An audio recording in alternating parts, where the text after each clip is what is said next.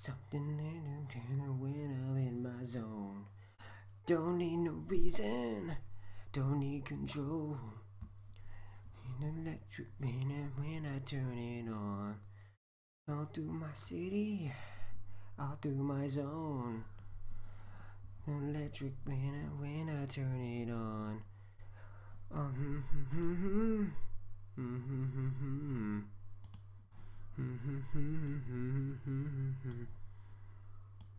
Yeah, ooh, just can't stop the feeling. Can't stop the feeling. Can't stop the feeling.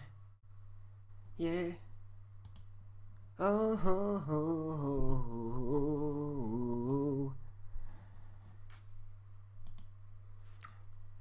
oh. Okay. Hold on here. Do a little adjustments. Oh shit.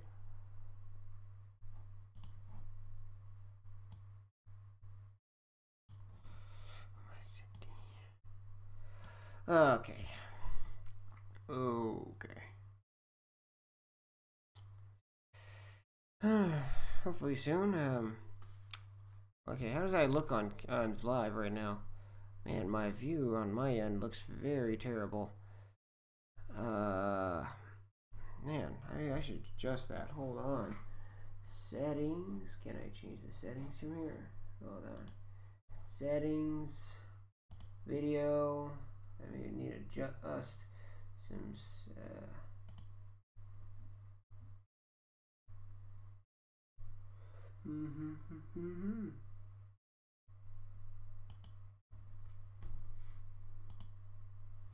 I don't know if it fixed anything.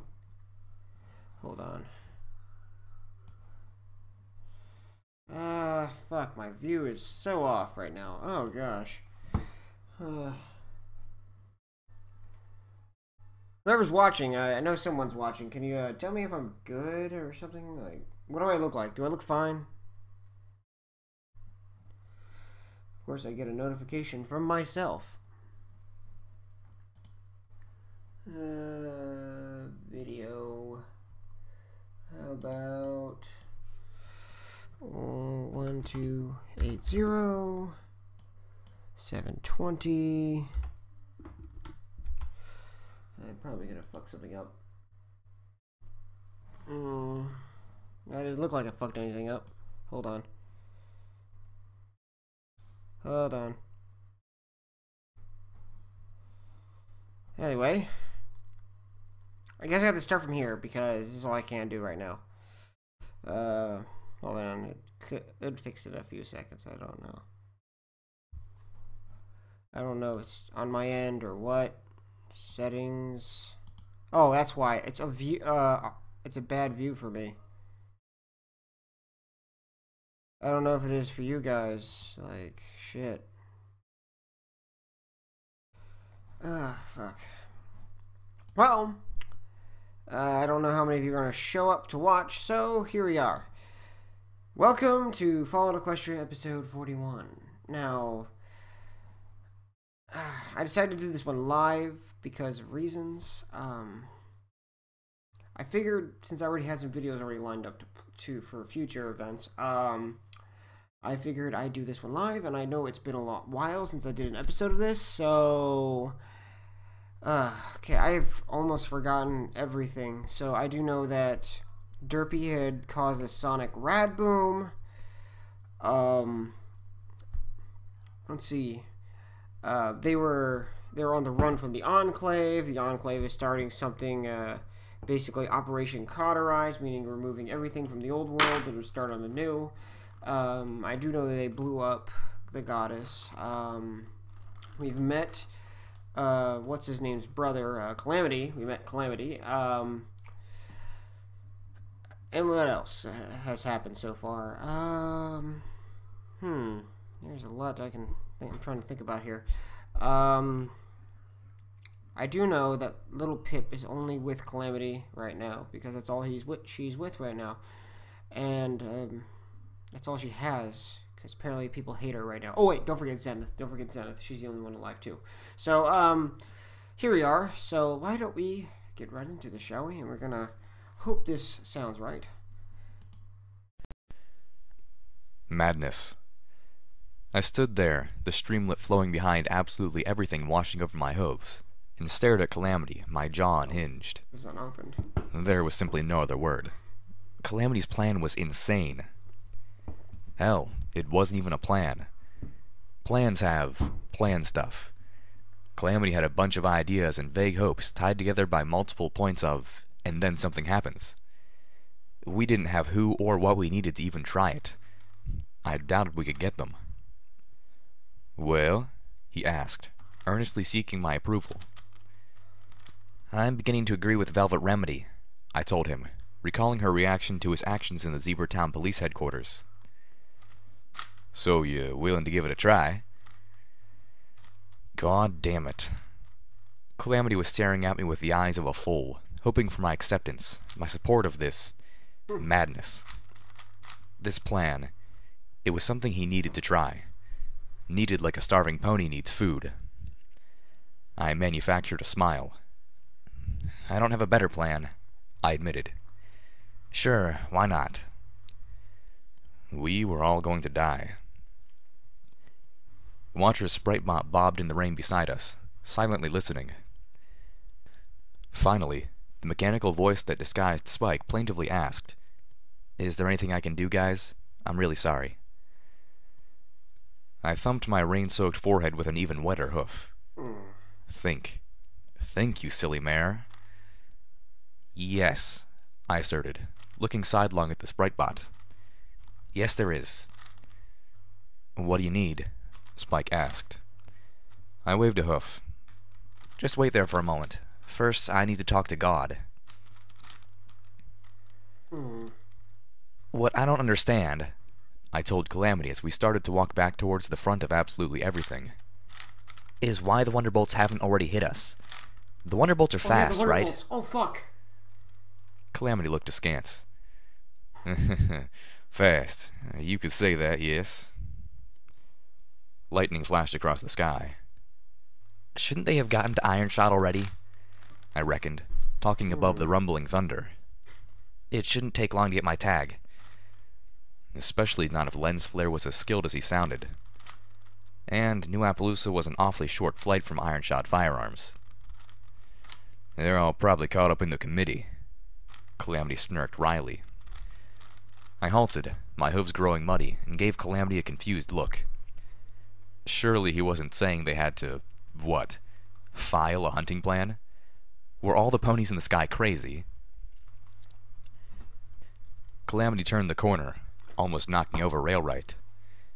I heard the two stallions mumble apologies as I caught up. Railright was standing under the eave of Ditsy Doo's store, apparently waiting for some pony. At the sight of me, he nodded, then cast a furtive glance towards the lights along the city wall. Last I had seen Railright, he was escorting away several ponies who had dared come below the Enclave's cloud cover. "Where are the new Pegasi?" I asked the sheriff/mayor, wondering just how much I'd slept through. Railright glanced at Calamity before answering. "I put 'em to work assisting the community. In return, they have a place in the common house so they can better situate themselves." I looked to Calamity questioningly. My Pegasus friend frowned, his tone sour as he informed me.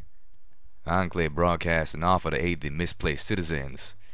Tracker accepted the offer at face value and flew off, promising to contact Frost by a pitbuck as soon as he was skyside. That was over 6 hours ago. Calamity here was worming some sense into the two mares when the broadcast came on," Railright added. "That mare with the pitbuck is some kind of ex-military, I think. Something about that broadcast spooked her proper." I found myself feeling distinctly worried for Tracker. "And what brings you to Ditsy's porch, Sheriff?" Calamity asked, trying to sound casual. Railright shook his head at the Pegasus's suspicion. I tried to remember that Railright and Calamity had known each other for years. Their relationship had always been cordial, if not downright friendly, before the balefire bombs and rogue Pegasi got thrown into the mix. "Just getting a weather report from the Grimfeathers," Calamity told him. "Thunderstorm spreads from the shores of Buckland all the way to the edge of Hope. Storms cleansing the air of smoke from the Everfree, and there's nasty rain out over Splendid Valley." 'Cause that place needs to be more toxic, Calamity nickered. Just our luck that the broken weather over Everfree is keeping the storm out, Railright added. It's almost like that place wants to be on fire. Hope? I asked Calamity. Yep, Calamity agreed. Then, seeing my confusion, you've been there before, little Pip. The rubble that used to be Hope is only about a few hours down the track. It's that old town with the weapons factory, Railright clarified. Iron-shod firearms. I remembered walking through the playground of Hope.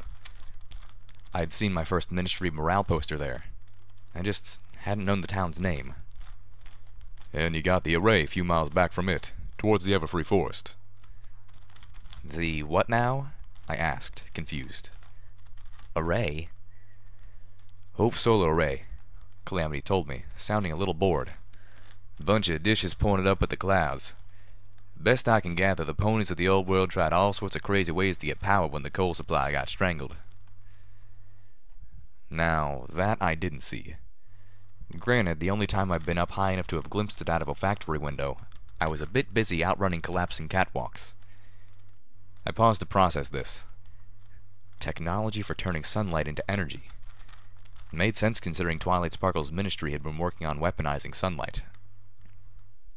Why not? And this Celestia 1, or Celestia Prime, or whatever they're calling it, can't even be cast unless it's sunny. I can't tell the princess that the only defense we have against those missiles can be defeated by a cloudy day. What if the zebras decide to attack us during the night? Clearly, there were still bugs to be worked out. But even the hope of power for the wasteland was just one more reason Equestria deserved to see the sun. Old generators and spark batteries weren't going to last forever. Calamity was reaching his hoof towards the door when it swung open, Regina Grimfeathers framed in the doorway. My friend backed up as the Griffin pushed her way out, nodding to all of us. The gun-toting adolescent Griffin leaned against the wall where Ditsy's sign had been, and pulled out a pack of cigarettes. Absolutely everything's porch was getting crowded. Any of you see where that little unicorn ran off to? Reggie asked casually as she lit up a cigarette. Since I was standing right there, I assumed that the little unicorn she was talking about was Silverbell. Calamity had come to the same conclusion. Silverbell's missing. She'd been inside just a minute ago. Railright bit his lower lip. I think I saw her head up to the toilets. Oh. Let's not form a search party then. I was mentally glaring daggers at Watcher as I added, Give her some privacy. Coming swiftly on the hooves of that thought, the realization that New Appaloosa had public bathrooms struck me across the forehead like a nail board. Ow. Damn it, of course they did. What had I been thinking? Now what you blushing about, little Pip? Oh, thanks, Calamity. Couldn't let that one go unasked, could you? Nope. You were saying something about committees? Calamity mercifully took the hint, jumping back onto the former topic like he had never left it. Remember I told you that the Enclave keeps Pegasi can do the sonic rain boom real close? Well, now you can see why. With all the cloud tech the Enclave relies on, not to mention the cloud curtain, they view the sonic rain boom as a weapon of mass destruction. I looked towards where one of the raptors had come down on the town. Wait, Work that's lights what had been you set see up, it as? illuminating it through the pouring rain. That's what they see it as? The silhouettes of ponies moved about it in the downpour, scavenging. Hold on. Okay. I believe the first sonic rain boom is what caused the main six to have their cutie marks, right? What the fuck did it cause? What damage did it cause? I know it broke a rock here and there, and I know it shredded the clouds all around it, but it didn't really damage anything but a rock. I'm just saying, like, guys in the comments, please, what is your view on this? Like, what do you think? You think it's weird that these people truly believe that a sonic rain boom could do that? Like, seriously, You gotta realize, little Pip, that when the Pegasi closed the sky, we'd lost just one city. Only one. Granted, Cloudsdale was the biggest, but that still left several more that survived pretty much untouched by the war. All that pre-war technology and magic. They've been repurposing and recycling all that stuff for centuries. Lightning split the sky. Thunder pounded down on us like it was trying to drive us into the mud. But they can't make any more, Calamity shouted. Pegasi can't make magic items like unicorns or zebras, and there ain't nothing up there to build except what was left from the past. And clouds. And clouds make for good Pegasi homes, but they ain't so useful for making armor and bullets. I remembered how my hoof passed right through the Enclave terminal interface. The few mountains that rise above the clouds have either been stripped of their resources, or homes for nasty things that the Enclave would rather not piss off. Like Spike. The Enclave invaded the Griffin skies a few generations ago, just to get at their mountains. Calamity nodded to Reggie, who took a long drag on her cigarette and spat a curse at the sky. When the war ended, Calamity added, the Pegasi had about 50 raptors and only 4 thunderheads, and no ability to make more.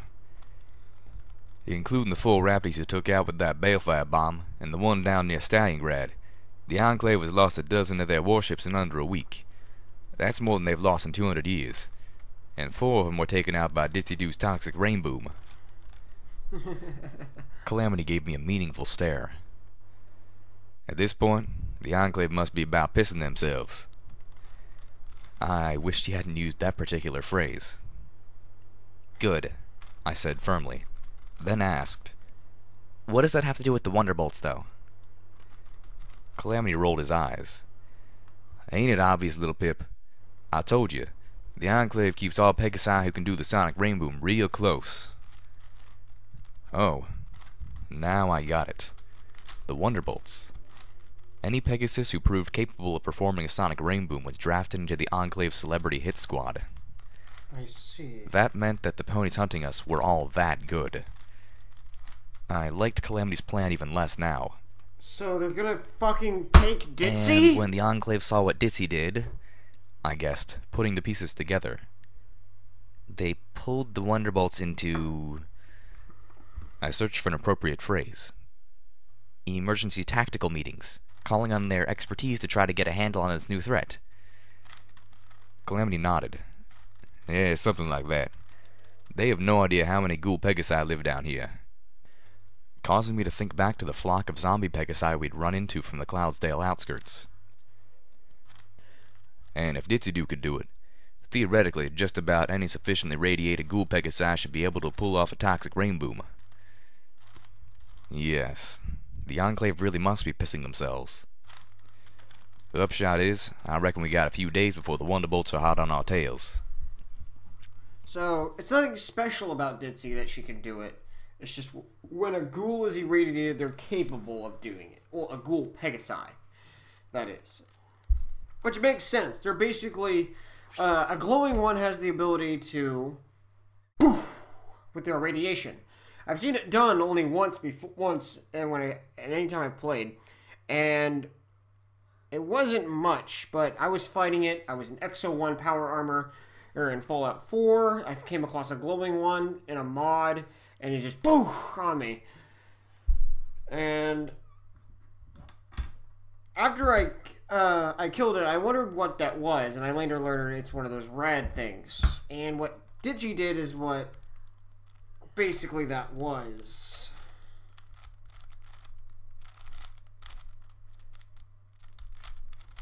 Now, back to it. God was talking to Ditzy-Doo when I entered the store. Cage and the bodyguard were next to them, huddled around a spool table, playing a game involving rectangles of hardened paper.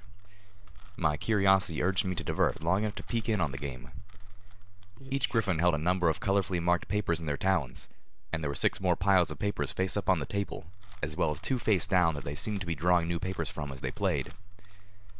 I would have watched longer, trying to understand the rules, but I didn't want to leave Watcher waiting. Poker? And besides, the game was clearly not for ponies.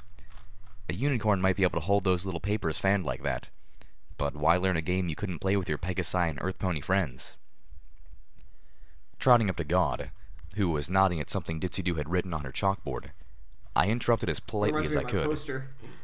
Ditzy-Doo stepped back, nodding with a smile. God, there's something I need from you. I wanted to ask this as a favor, but the little pony in my head reminded me that favors weren't how God worked. God respected the contract. The gruff female griffin looked down on me with her one good eye, her expression unreadable. "Sorry, kid, but you ain't my type."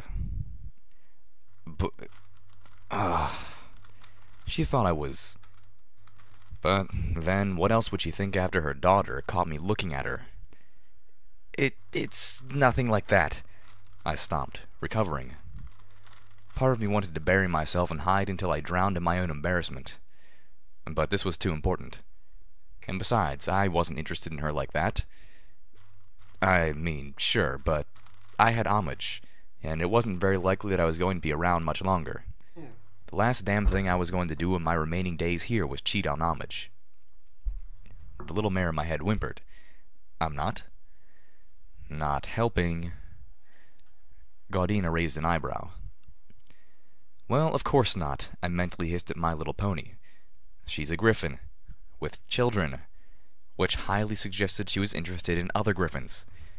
Male ones. And why was I even having this discussion with myself? Trying to get this back on track, I asserted. "You have a contract to protect this town, right?" "Yeah," the griffin said slowly, her face shifting into a stern expression of negotiation. "But you didn't protect it. Ditsy-Do here did." "Yes," she said again, even more slowly. "And there's a really good chance that the Enclave will come after her, and they'll probably wipe out the town to get to her if she's here." I could see Ditsy-Do's eyes widen. God hadn't been in Friendship City, but Ditsy-Do had seen the horrible lengths the Enclave would go to. God was looking at Ditsy-Do and frowning. "She's hired Gilgamesh as her personal bodyguard, but I take it you think I need to do more." I detailed what I wanted God to do. About halfway through my explanation, her good eye widened, and she turned to me in shock. "Are you insane?" Apparently, all the ponies in this town were crazy, including me. "I was with you until the Dragon Cave. But I think asking me and my griffins to fly Ditsy here above the clouds and into the home of a dragon is stretching the contract I have with this town a mite bit too far." "The dragon won't be hostile. Not to you. I promise." "Oh, you do you?" She fixed me with an appraising look. "Your relationship with dragons seems to have changed since last I saw." "Yeah, well, this dragon doesn't eat ponies," I asserted. "Or griffins." At least I was pretty sure Spike didn't eat griffins. What did Spike eat, anyway? Just gems? "Well, if you want me to liberally interpret the contract to include dragon visiting," God suggested, "then maybe you can see your way to liberally interpreting what we're getting paid." I was going to be broke after this, but it was worth it to keep Ditsy-Do safe. And Silverbell. "Okay, but you'll have to take both of them, Ditsy and her daughter, as soon as... Where's Silverbell, anyway? Shouldn't she be back by now?" I looked to Ditsy-Do. Some pony should be watching that filly. The thought struck me swiftly. Where's Zenith? Worry became panic when Stiletto burst in, looking nastily smug. "Hey, Derpy, that ditzy filly of yours is up at Railroad Station. Needs you something bad." The bodyguard, Gilgamesh, was fast. Ditsy-Do was faster. She'd flown out the door, leaving paper rectangles swirling through the air from her backwash, even before my mind could process what the Shattered Hoof Raider had said. Shooting Stiletto a nasty look, and a "why aren't you helping then?" I raced into the night storm after her. Gilgamesh was in front of me, Calamity behind. I heard Gaudina ordering Cage to watch the store just before the door banged closed behind me. Yep, this was what wet felt like. I thought I was wet a few minutes ago. Wow, was I wrong. Forget it's still raining. The rain was heavier now, falling in sheets that drenched me to the bone before I'd gotten to the street. But I didn't care. All I cared about was Silverbell. The pony in my head was biting her hooves, insisting that I should have gotten the two of them to safety sooner. Why did I have to fall asleep? My hoofs splashed into the river beneath me. Calamity and Gilgamesh were faster, reaching the station house that had been claimed by New Appaloosa's mayor/sheriff. Ditzy was already at the front door. The lights were out. Not a good sign. I floated out little Macintosh, kicking on my eyes forward sparkle. I tried to call out to Ditzy to urge caution, but I was too late. The ghoul Pegasus spun in the air and bucked the door open, revealing blackness inside. My EFS compass lit up with dozens of lights, just as Ditzy pivoted back and flew into the dark maw of the doorway. It was a trap. I levitated little Macintosh in front of me, galloping as fast as I could to catch up. Wait. None of the lights on my EFS compass were a hostile red. A flash of light poured out of Railright Station, as dozens of colorful New Appalachians shouted in unison, "Surprise!" I nearly shot a balloon. You gotta be kidding me! You gotta be kidding me! You The gotta cake be floated kidding in the me! air, surrounded by a caramel-colored field of magic, followed by a familiar yellow unicorn pony with an orange and beige striped mane. The cake was baked in the shape of a giant muffin, echoing the many muffins on the nearby table beneath a glittering banner.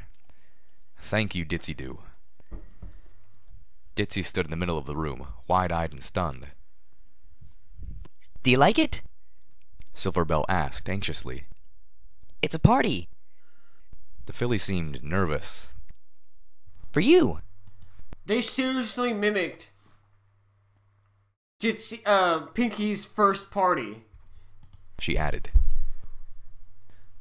I could tell from her wide, glistening eyes, and by the many decorations, that the little lavender filly had done most of the work on the surprise thank-you party. Probably planned it. There was still a touch of Pinky Bell in her, and at some level this must be triggering odd emotions in the young girl. Ditzy made those fears evaporate as she flew to Silverbell, scooping the filly up against her breast and lavishing her with kisses until the girl was crying with happiness. Soon, every pony was enjoying the party. Hey, Crane, cry. I said, turning to the yellow unicorn. Thought I saw your telekinesis yesterday morning. Crane grinned. Thanks for the catch. Now thank you, he insisted. Couldn't have done it without your help. And that little filly's, he added, looking over at Silverbell, who was trying to regain her ability to stand after a dizzying round of hugging. That's the first magic that little gal's managed since getting her horn back. I honestly think seeing Mommy there do the rab-boom was what did it. Somehow, be smart, I was certain he was right.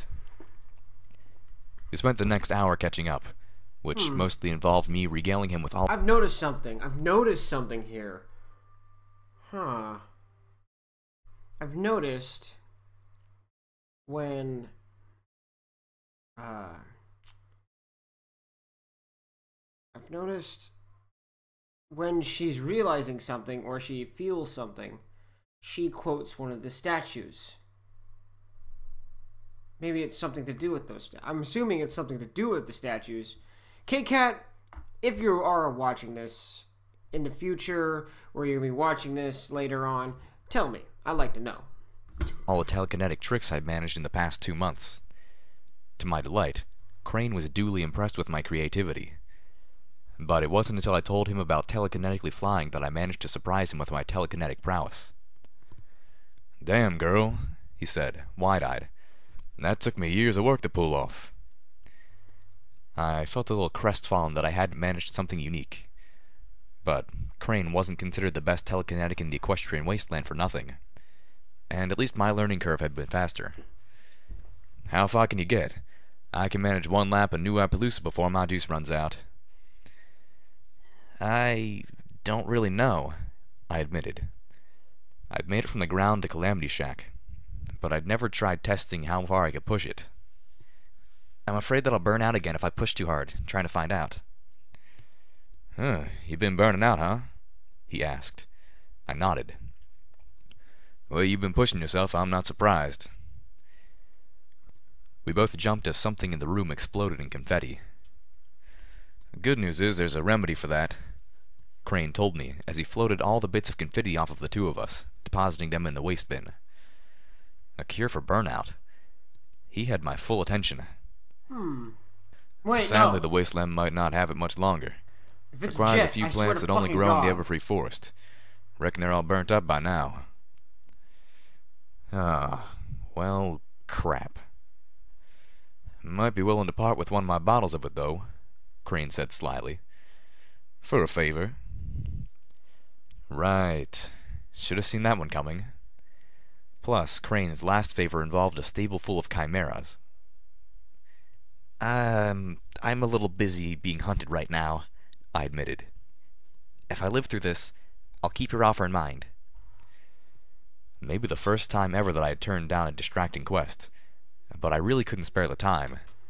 Unless... This favor. Is any pony in danger? Nope, Crane said. I felt a wash of relief. At least not that I know of. Well, that was something at least.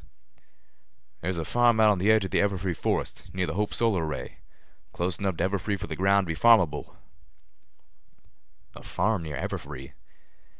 Maybe it was something in the air. Maybe the crazy was contagious. Sprung up out of nowhere last spring. No idea who built it. Seems like some ponies went through a lot of effort, then abandoned the place. Or more likely got themselves slaughtered by something wandering out of the forest. Crane shrugged. In the background, I spotted Ditsy-Doo enjoying a muffin. She had one ear cocked, and I suspected she was listening in. We could sorely use some crops, especially now, Crane stated. But local folks have weird rumors about the farm. First pony who tried to move out that way came back a few times, saying it was haunted. And then he stopped coming to town at all. That was a while ago. Could use a pair of eyes scoping the place out, letting us know if it's safe to move into. He wiggled his eyebrows. Assuming you ain't afraid of the headless horse. I mulled it over. Tell you what, if I'm out that way, I'll poke around, see what I can find, and I'll let you know, I told him, adding, for the remedy. But my plate's pretty full right now. Ditsy-Doo trotted over. She had scribbled a new message on one of the chalkboards hanging around her neck. Don't worry because they say the farm is haunted. No reason to avoid the place. Ghosts don't exist. Just landmines. I blinked. Landmines? That's Ditsy-Doo's pet theory, Crane explained. Given the bloody body parts in the places where the ground looked like it had exploded. Meanwhile, Ditsy-Doo was wiping off her chalkboard. A moment later, she offered, Bring me any mines you find, please. I'll trade for caps and grenades. Yep, the crazy was definitely contagious. Silverbell galloped up excitedly. Come on, Mommy. Zenith has started. She is Moya Brown. Ditsy is Moya Brown. End of story. To pin the tail on the pony. Wanna play? Wait. Zenith started a game? Then, on second thought, regaining orientation and maintaining accuracy while blinded did sound like an exercise the zebra would be familiar with. I perked my ears, taking a moment to look and listen to the party around me. There was music playing from an old record player similar to the one Homage had, only in far worse condition. The songs were happy and carefree. All the furniture in Railright's living room had been pushed back, and there were ponies dancing with each other. It felt like a touch of the sun's light had been captured and was alive in this room. Firelight was perched on Railright's hat rack. She was bobbing her head, letting out musical whistles as she stared at her colored and disordered reflections in a cluster of balloons. I suspected she'd gotten into the spiked punch. Ah, Spike, crap. I still need to tell him about God and Ditsy-Doo.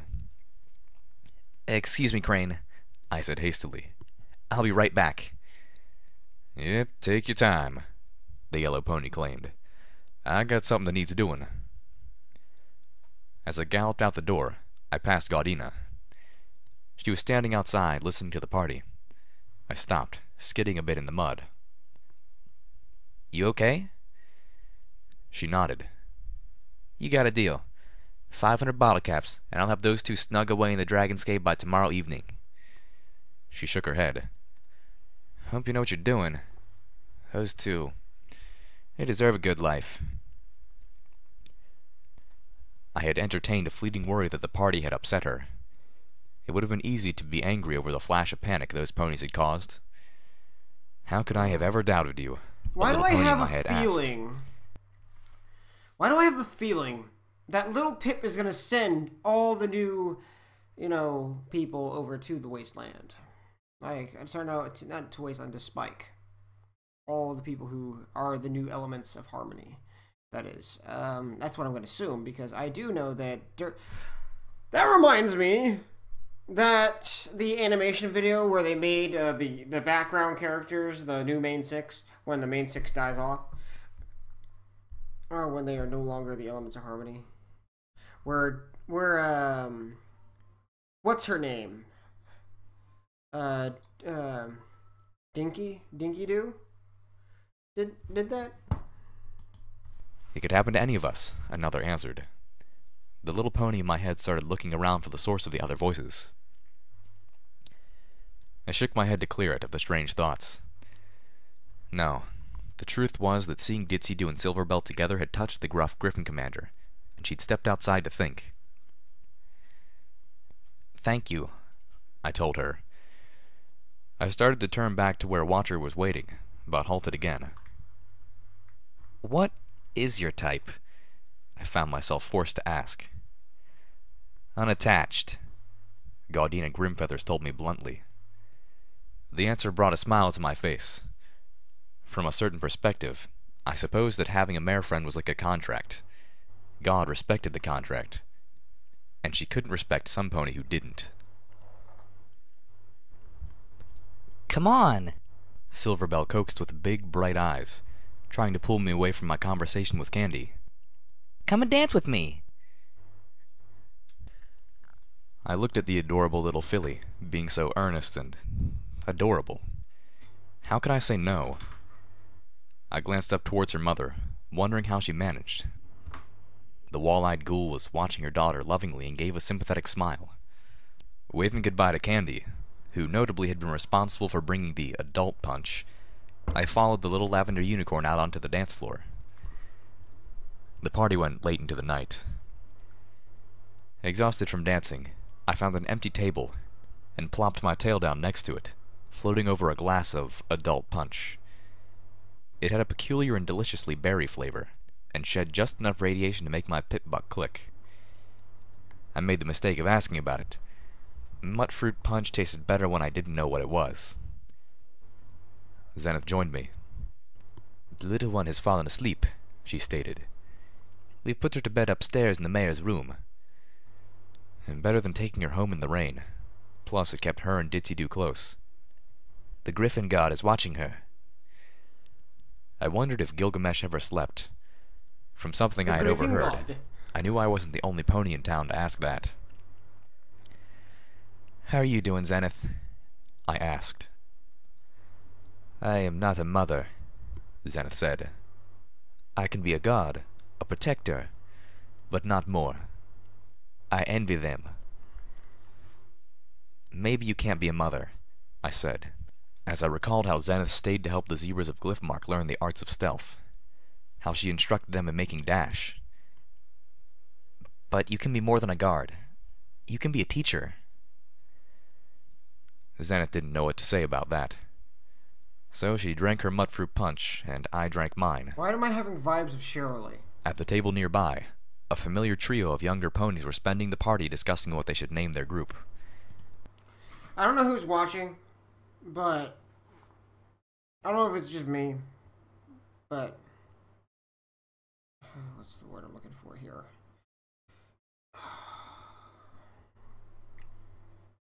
But please, I'd like a conversation here. Like, I would like to see some comments.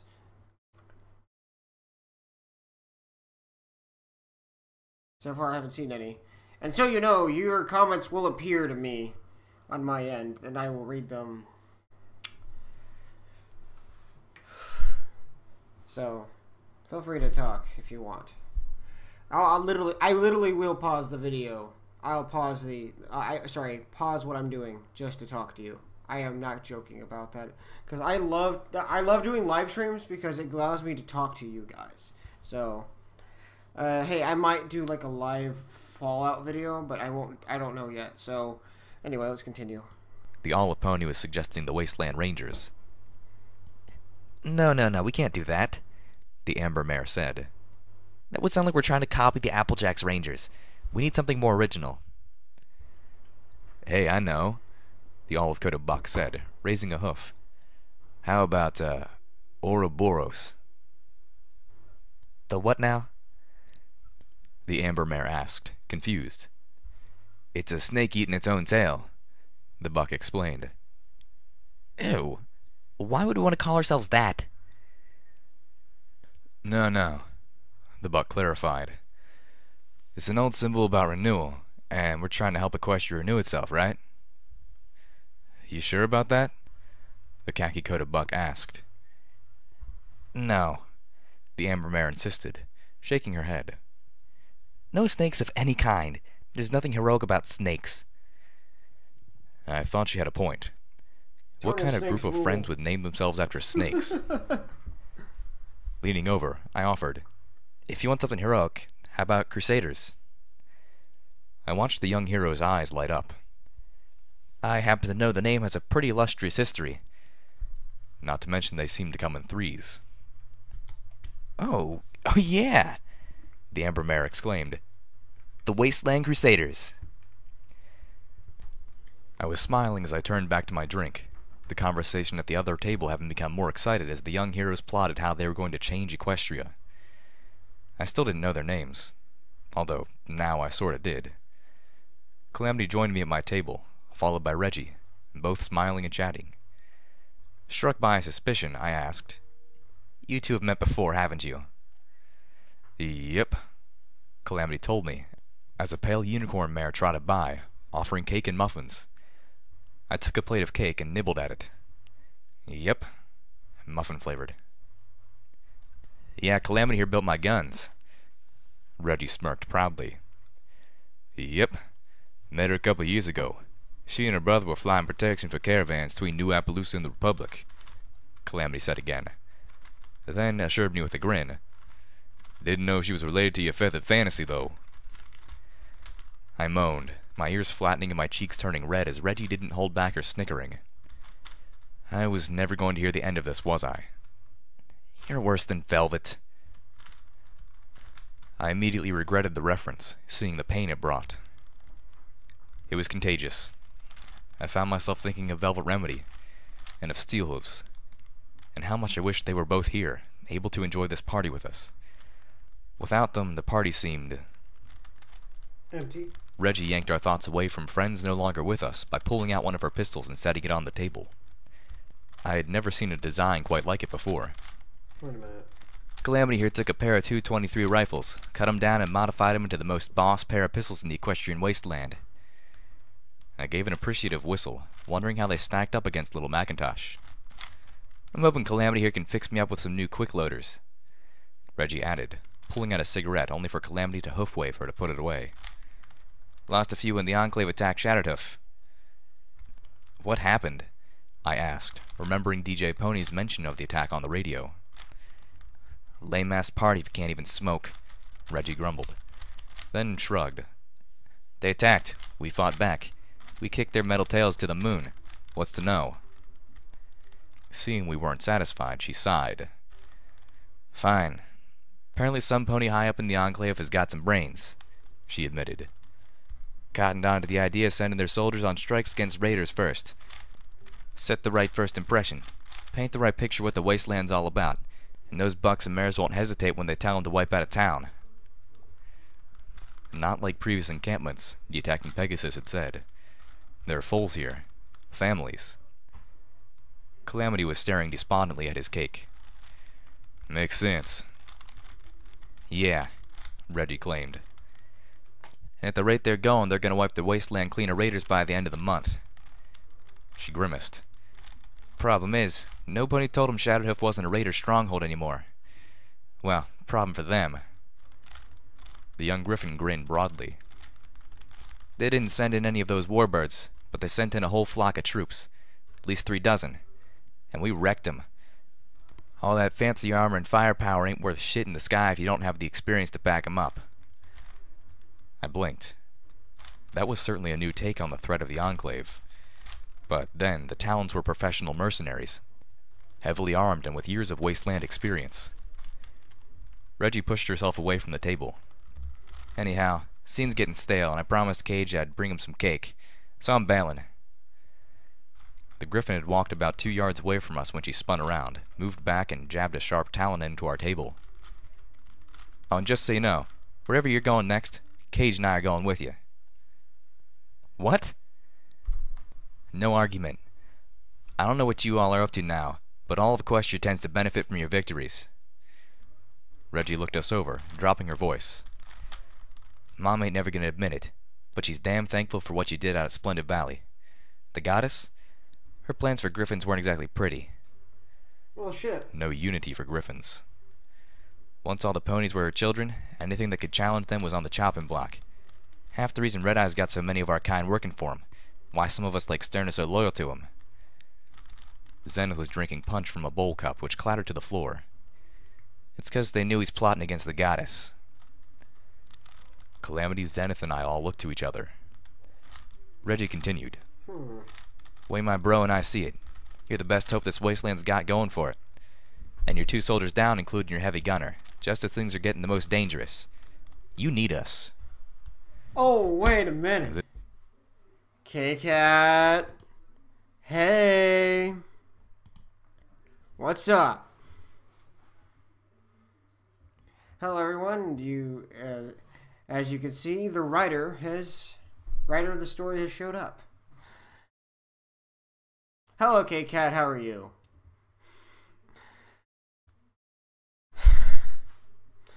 This is making me excited. I always love it when someone comments in the live stream, even if it's only a few people. I'm always happy about it. So hey, K-Cat.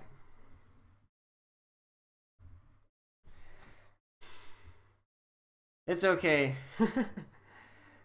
I don't care how late anybody is to these videos. As long as people show up, I'm happy about it. So hey, K-Cat.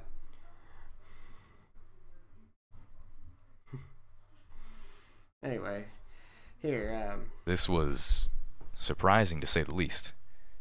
And definitely not how Talons operated. Or at least, not how God operated. But we haven't even hired you. The thought was immediately followed by, what's your mom think of all this? Y'all might just change your minds when you hear what we're headed into. Also, sorry my video Yeah, might be don't blurry. much I care, know why. Reggie insisted.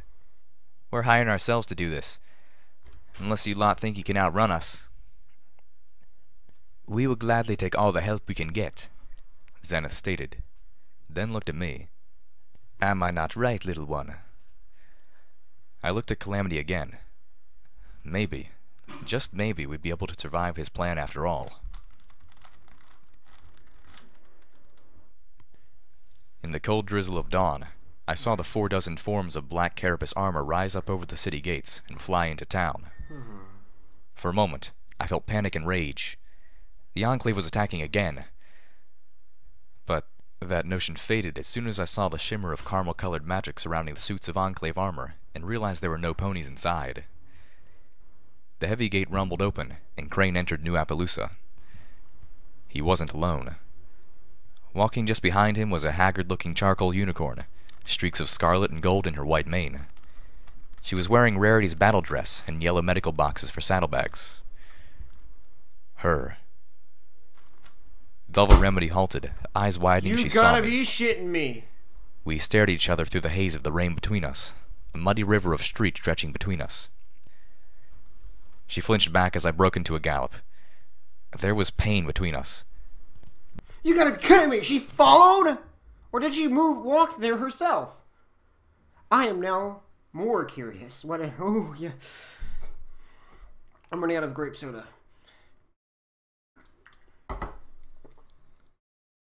What the fuck is Velvet doing there? What is she doing there? But the emotional hurting was eclipsed by the hope I felt seeing her again. She tried to backpedal, but I had her in a hug before she could escape. You're here?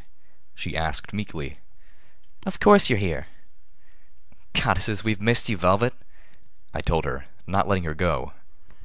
Please tell me you're back. I came to help. she said hesitantly. I was visiting Steelhooves and I saw the explosion. She got here late last night, Crane told me.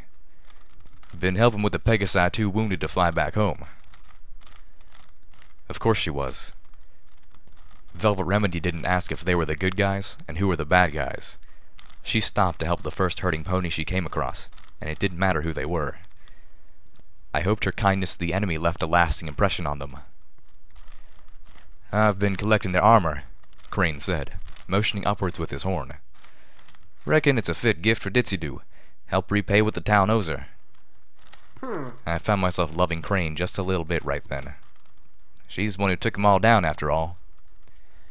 Go Derpy. Sensing an opportunity to change the subject, Velvet Remedy pointed a hoof at Crane. This one's been claiming he's the best telekinetic in the wasteland, she said indignantly. Obviously he hasn't met you. Crane and I exchanged looks. He chuckled. I gave him a respectful little bow, which he returned. Or I was wrong, as usual. Velvet sighed, watching us. Crane was my teacher, I explained. He taught me how to unlock my telekinetic potential. Goddesses, that sounded lame. I blamed it on reading one too many Swordmare's comics. Too much being one. Zenith whispered, where did she come from? Into my ear. You must say, And now the student has become the master. I blinked, still processing Zenith's stealthy appearance. What? Why? It is expected, she whispered earnestly. I shook my mane. By who? The zebra didn't seem to have an answer for me. Crane walked on, floating the several dozen suits of scavenged armor towards absolutely everything. Zenith stepped back, seeming to fade into the weather. Silverbell was right. The zebra was kinda creepy. Velvet Remedy and I were alone in the rain. Velvet? Little Pip? No, you go first. No, go ahead. We stopped trying to talk. The silence stretched awkwardly, scored by the metallic hiss of rain against railway cars. Little Pip, the things I said, Velvet began again. They were so horrible. I took a deep breath. Her words still felt fresh, the pain cutting deep. But you weren't wrong, I told her. And you tried to protect me. You were hurting so much, and you still warned me away, tried to get me to go, I said, realizing it was true. It's my fault. I wouldn't leave. A mayor who keeps poking a hornet's nest deserves to get stung. I wondered briefly if hornets still existed in Equestria. I'd only seen them in books so far. Velvet Remedy shook her head, her striped mane flapping wetly. No, they were cruel. And hypocritical. She shrugged off her medical boxes. The yellow boxes with their pink butterflies sank into the brown water. I'm not worthy to follow Fluttershy, or to be your friend. I saw she was trembling. Fatigue and cold were certainly part of it. She must have galloped all the way from Fetlock. It wasn't a short journey, not in the least. I put a hoof under her chin, looking into her eyes. It wasn't just rain. She was crying. But I want to, she continued. I let the wasteland poison me. I know that. And I was right. Most ponies don't deserve to be helped. But that's not the reason to do it. I understood. I knew what it was like to have your faith in the goodness of ponies shaken. I felt it back in the pit. All those slaves I was trying to save, cheering for my death. But unlike Velvet, that had never been the prime... I finally realized what the reference of the pit was from. I know I'm a bit slow on this, but it took me forever to realize it was a DLC in Fallout 3, so... I just remembered that now. I don't know why I didn't think of this before. Back onto it. Primary foundation of my urge to help.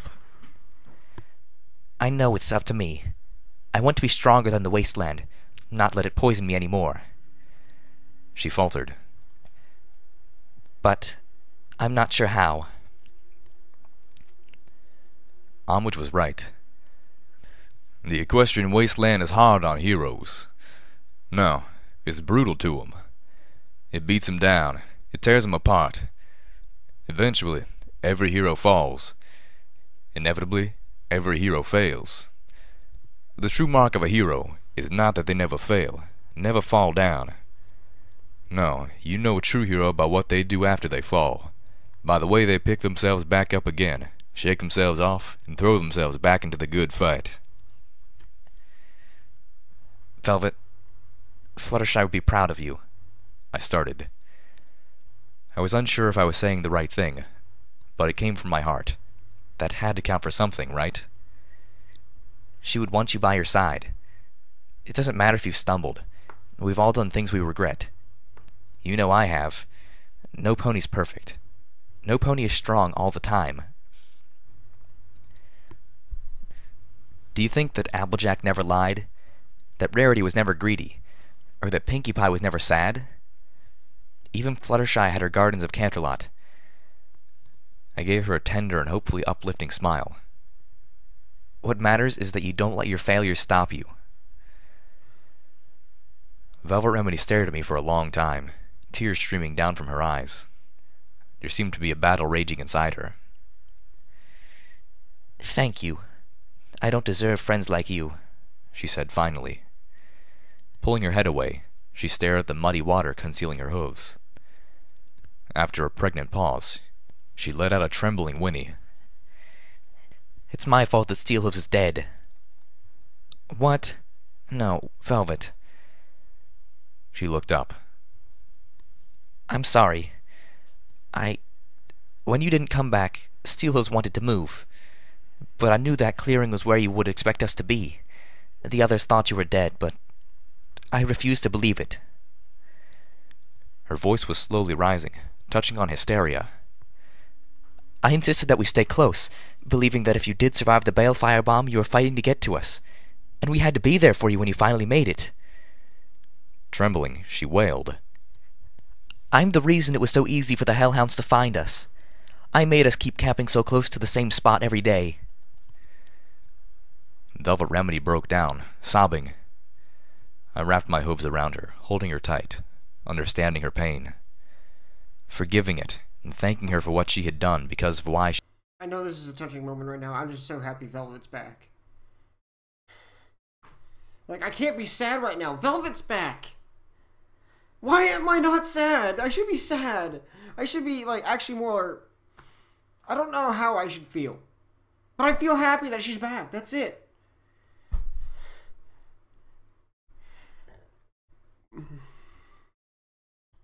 She had done it. Please tell me you'll come with us again, I whispered finally. We love you. We need you. Being without you is like walking with an open wound. I hugged her tightly. We all miss you so much. Velvet began. She pushed back, breaking out of the hug, and stood there staring at me, only falling raindrops between us.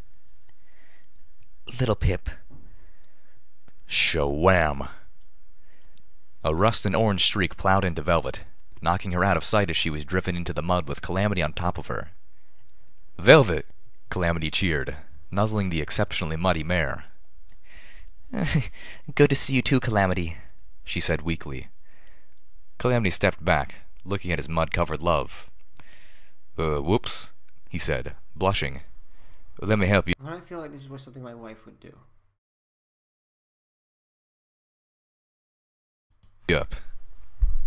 Before Velvet or I could say anything, Calamity had flown across the street, grabbing a rain barrel from in front of Railright Station.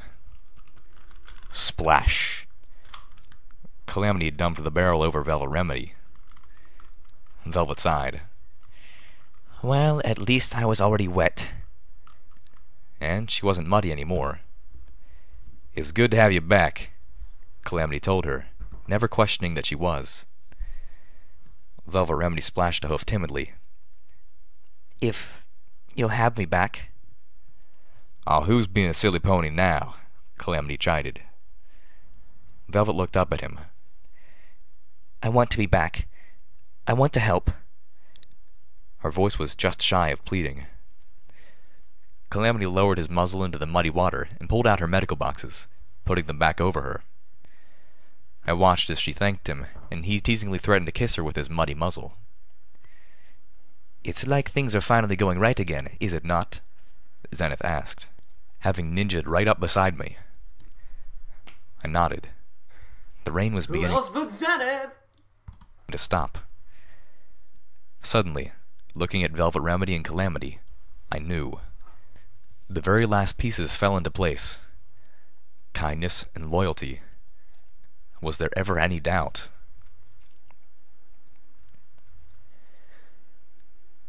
The heavy black thunderclouds had shifted to a lighter gray, but were still heavy with rain as the Sky Bandit approached the shattered ruins of Manhattan. Calamity was pulling the passenger wagon. Our two Griffin escorts flanked us. "You ever consider mounting a magical energy turret on top of that thing?" Reggie called up to Calamity, eyeing the Sky Bandit's rack where Steelhoofs had stood in past battles. Calamity wasn't quick to answer. Like me, I think he felt that mounting a weapon would be too much like replacing Steelhoofs. It was a silly and impractical response, the sort that Calamity had always dismissed in the past, being the first to scavenge stables and the corpses of Steel. Wait, are you hinting that these two are actually the next elements of harmony?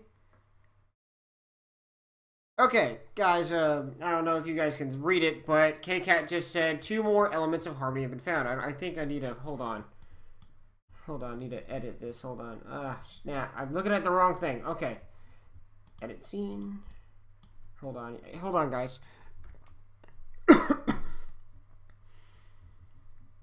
Yeah. But is that what you're implying, K-Cat? Or you're just not going to tell me because you just want me to find out on my own, which anybody would want to do. For example, when I even ask for spoilers, people tend to do that to me. Well, anyway. So, I'm assuming, I'm trying to figure out, did he do laughter, homage, honesty?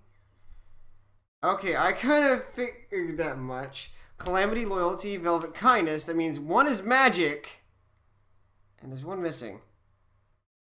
And that is generosity.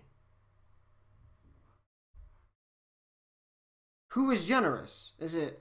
I know that little Pip could be generous, but she most likely would be magic because she is the main character. So, unless I'm wrong. But I most likely am. I'm usually wrong. I kind of figured Ditzy would be an element, but I just couldn't figure out which. Homage, I didn't expect honesty to be. Actually, I should have expected honesty. Now that I think about it, she was all about fighting the good fight, like the GNR and Three Dog from Fallout, of course. But I should have suspected that. Now, loyalty, I did expect a lot from Calamity, and kindness was Velvet. It was pretty fucking obvious. So, wait a minute. It has to be, Matt. No, now that I think about it, I'm putting this in my... There are things going on in my head right now. Now that you're telling me these. It has to be Little Pip to be the magic element. Because the other elements of harmony spark that. They realize these are your friends.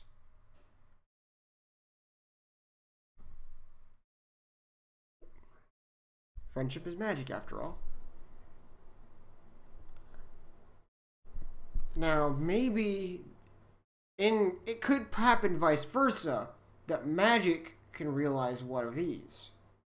Like, because I remember Twilight in the first 2 episodes, she realized that who the elements of harmony were, and which were her new friends, after all, and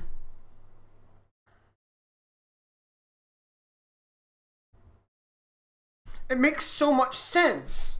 But who is generosity? That's the biggest question I have right now. Who could be generosity?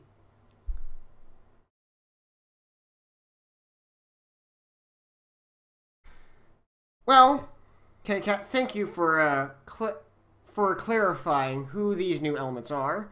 It does put things in perspective, and it's giving me a little bit of a theory here. So, my theory may be wrong. You know that, of course, because you wrote the story. But, yeah. Steel Rangers. But this was different. This was Steelhooves. Yep, he finally said. I think Steelhooves would want it that way. Want us to protect ourselves. He kept flying straight. Just ain't had the time. Cage flew close on the other side, talking to Velvet Remedy. So you follow the pony who all the medical supply boxes are made to look like?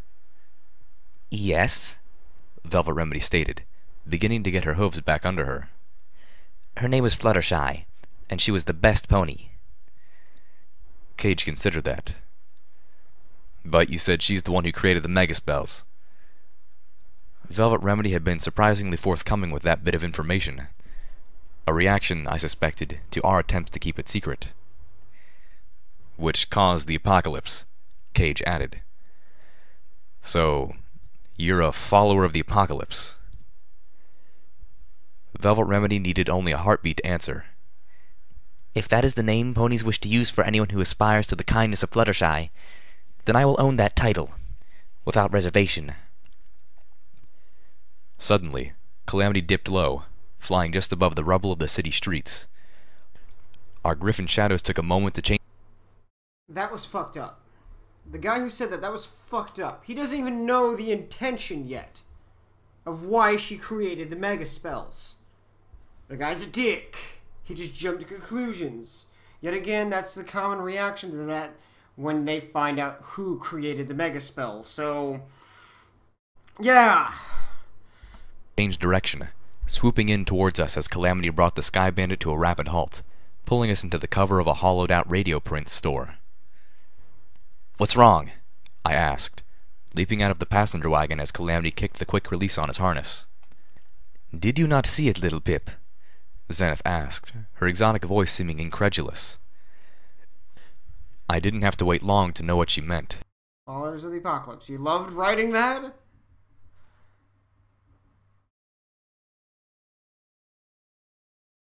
Followers of the Apocalypse?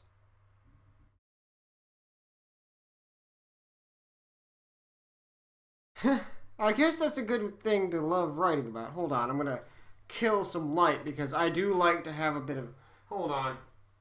Give me a moment here. Don't mind the Christmas lights. But I like doing this.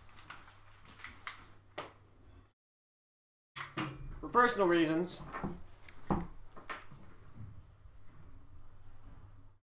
Another good guy faction? Huh. I didn't think of it that way. Followers of the Apocalypse. I don't remember that faction. I haven't... If that's in Fallout 1 or 2, haven't played those games yet. I want to. But, I've only played 3 New Vegas and Fallout 4, so I haven't seen that name before.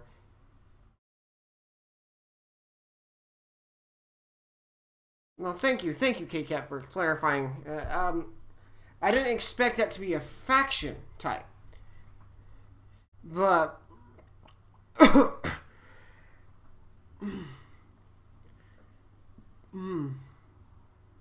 They're also in New Vegas? Man, I need to play New Vegas more.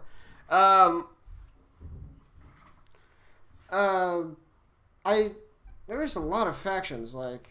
So, I'm going to classify the factions here. There's the Enclave. I guess that's a bad guy faction. There is, of course, the Steel Rangers. And then there's the Applejacks Rangers. And we have the Followers of the Apocalypse, apparently. And I'm guessing the Crusaders counts, doesn't it? I don't know. I think that counts. I guess I can count as a faction. Of course, there's the Raiders. I guess that counts as a faction, too.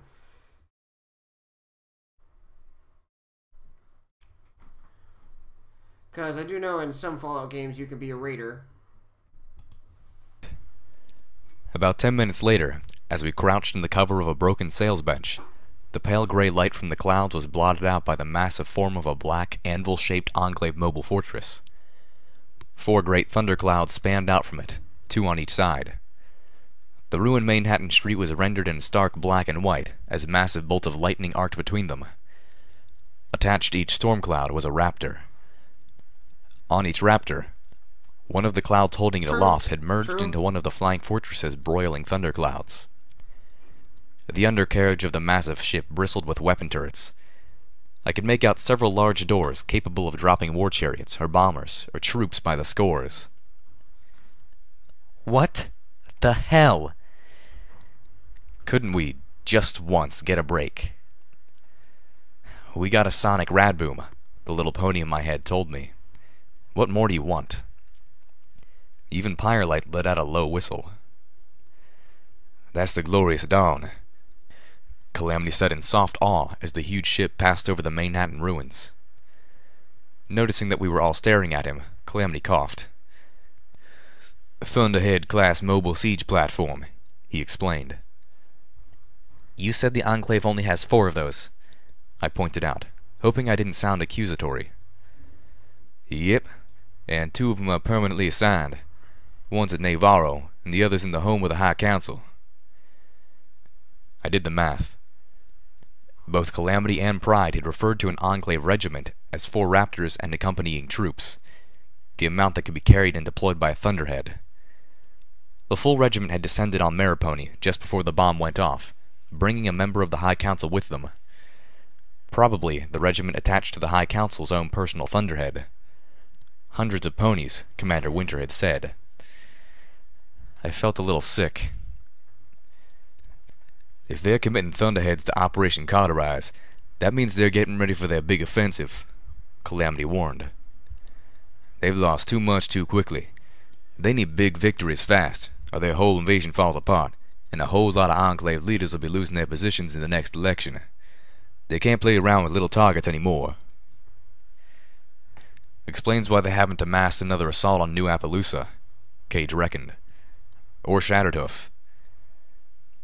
Where do you think they are headed? Zenith asked, as the shadow finally passed, allowing daylight, such as it was, back into the streets. By the vector, I'd say they're aiming for Philadelphia, Reggie suggested. Assuming they don't plan on parking that thing right over top of Ten Pony Tower. Oh, fuck. Damn it. Calamity, I blurted anxiously. Remember, I told you we can make this all mean something. Make all the loss count. Make this the start of something better. Calamity stared at me with an expression that told me he was still holding me to that promise. The others just stared. Well, I've got a plan. I know how to do it, I began. The Griffins looked anxious and doubtful. Zenith looked reserved, and Velvet Remedy's face bore an expression of concern. But Calamity's eyes lit up with hope, a smile on his face. Then the smile faltered as he tentatively asked, What about my plan? Your plan comes first, I reassured him. My friend looked immediately relieved. But this new offensive throws a major wrench in mine. I need to know what the Enclave's timetable is. Calamity nodded. He clapped his hoof against his forehead, thinking, Okay, we haven't seen Thunderheads before, so until now they must have been using someplace groundside as a communication center, someplace to correlate data from all the scattered forces and relay commands. I clapped my hoofs together. Brilliant. We'll hit the communications outpost and get a hold of their timeline. Just what I was thinking. Calamity pondered the matter a moment longer. It'd have to be someplace pretty high up. I reckon that's what they were using Ten Pony Tower for before they got kicked out. They'd have a fallback position. I remembered how far Blackwing's little broadcaster had been able to reach. The talents had been trapped in the best possible place for broadcasting. We've got to get to Horseshoe Tower. I was sure of it. You have a plan, Velvet Remedy leaned out the front window of the Sky Bandit, talking to Calamity. You. Calamity nickered as he guided the Sky Bandit in for a landing on the rooftop of Tempony Tower. I let out a heavy sigh as his hooves touched down. I keep coming back, I muttered to myself. but Homage is never here. Now don't you say it like that. Calamity shot back at Velvet as he checked his landing and detached himself from the passenger wagon. You make it sound like a doom on a stick. And your plan is why we're here? Velvet inquired. Yep. Need your friend Life Bloom's help, Calamity admitted freely. I could see Velvet Remedy cringe as he jumped to the obvious and sadly correct conclusion. You are doing something with your memories, aren't you? Calamity didn't even look sheepish as he nodded. Hell, he looked proud of the idea. Yep. You're not going to forget me, are you? That struck him. Calamity stumbled a bit. Oh, hell no, he insisted. Lil Pip says that Life Bloom can take memories without, take 'em away. He looked at me worriedly. That's right, Little Pip. Ain't it? Yeah, Life Bloom can record memories as well as remove them. Velvet Remedy looked slightly relieved, but not much. And collecting your memories is going to help us defeat the fastest, deadliest hunters the Enclave has.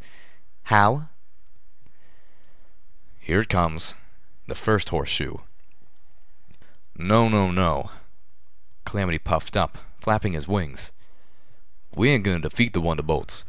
We're gonna save 'em. The mottled brown gentle stallion who met us was not either of the unicorns I had been hoping to see, but he was familiar. He had been the one to inform me of the legal details surrounding Monterey Jack's execution, and he was a member of the Twilight Society. A sonic rain boom, he said, as he floated his glasses in front of him, polishing them with a pocket cloth. Or more precisely, a toxic rain boom. I believe that's what the Resistance radio is calling it, is it not? Resistance radio? Oh. He raised an eyebrow as he slipped his glasses back onto his muzzle. Yes, that's what the local gentry have taken to calling DJ Pony's little broadcast interruptions. Resistance radio. I liked it. Go Homage. So the Twilight Society will help us? I asked, not for the first time. Indeed we will, the gentle stallion lawyer asserted. You and your motley crew have more than proven both your intentions and your capacity for success. We would be honored to lend our hooves to the fight. Wistfully, he added, a sonic rain boom, in my lifetime. Calamity and I exchanged looks. Well, for now, what we need is Life Bloom. His expertise in memory magic, to be precise like. The mottled brown unicorn nodded, not even looking at Calamity. Absolutely. I'll send for him right away. In the meantime, your usual suite is ready. And, I added, there's something else I need to discuss with you at your earliest convenience. A legal matter. He turned, looking at me over the rim of his spectacles. Indeed? His earliest convenience turned out to be in less than an hour. I was a bit surprised at the Twilight Society's sudden eagerness to lend their aid. I was probably being paranoid, but when things started working in our favor, it tended to make me nervous. Meanwhile, we gathered in the quarters provided and waited for Life Bloom. Swanky, Reggie whistled, looking over the fine sheets and marble floor tiles. She poked a talon at one of the posh pillows. Cage moved to check out the window, his eyes darting around as he looked out for snipers. No kiddin'. If we got access to this place, I'd find it real hard to go back out into the wasteland and start mixing it up. Oh, hey. Hello. Remember, I'm live. I know. Emily, who's that line? Oh, that's K-Cat. She's the writer of the story. Oh, cool. Say hi, K-Cat. Hi. She won't go on camera, so...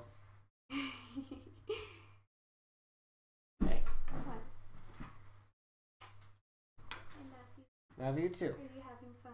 Yeah, well, great fun. Great times. Can I leave you alone? You can stay if you want. I'm gonna go. Okay. Oh, she says hi and waves. Hello. I love you. Love you too. Have fun. Okay. Back to the story, guys. He drew the curtains closed and nodded to his sister, who had taken up a strategic spot near the door.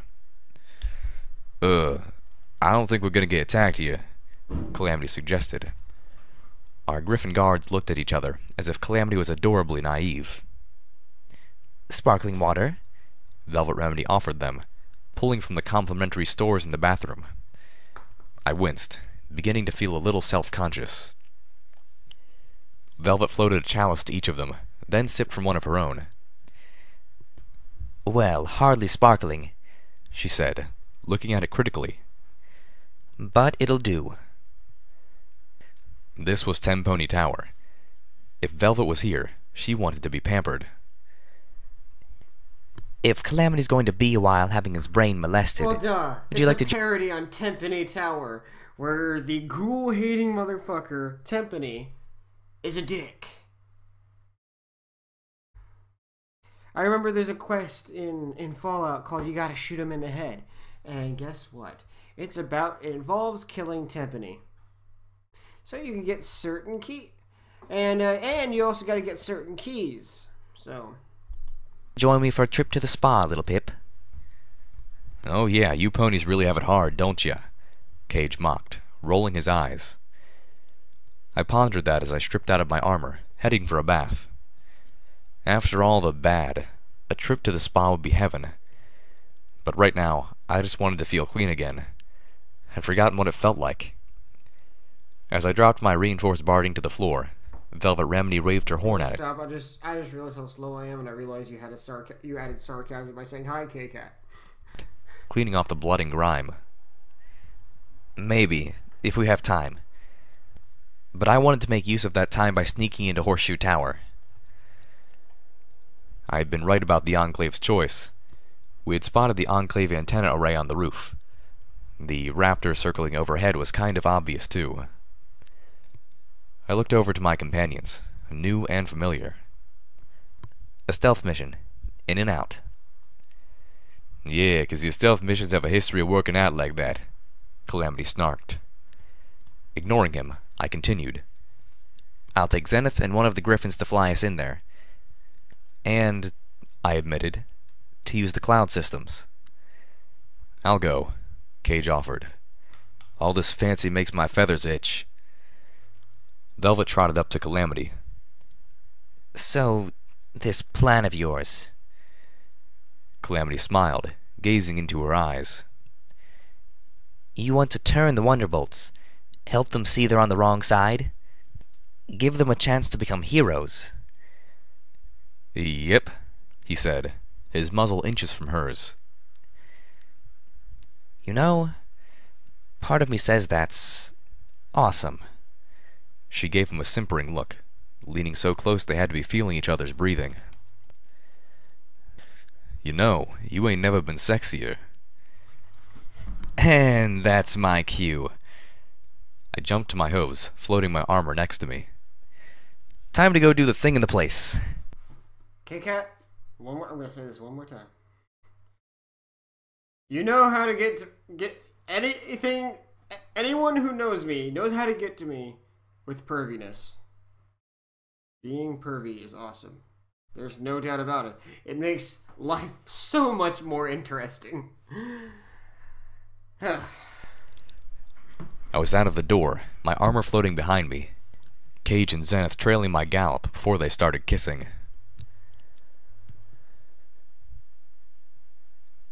I stepped up to the ragged edge, where sometime in the last 200 years, the ceiling 2 floors above had given way, crashing down into the floor beneath, which collapsed, smashing through the floor beneath it. Rings of half-rooms honeycombed the internal abscess. Motes of dust floated lazily into the gaping empty space. What are you implying, K-Cat? Oh, it does. That's what you say. I like this story a lot because it pokes at all my little buttons. That's why I'm saying that. Like, I like pervy jokes, and if something gets heated. That's what I try. God, I just realized what I like to read. Oh God.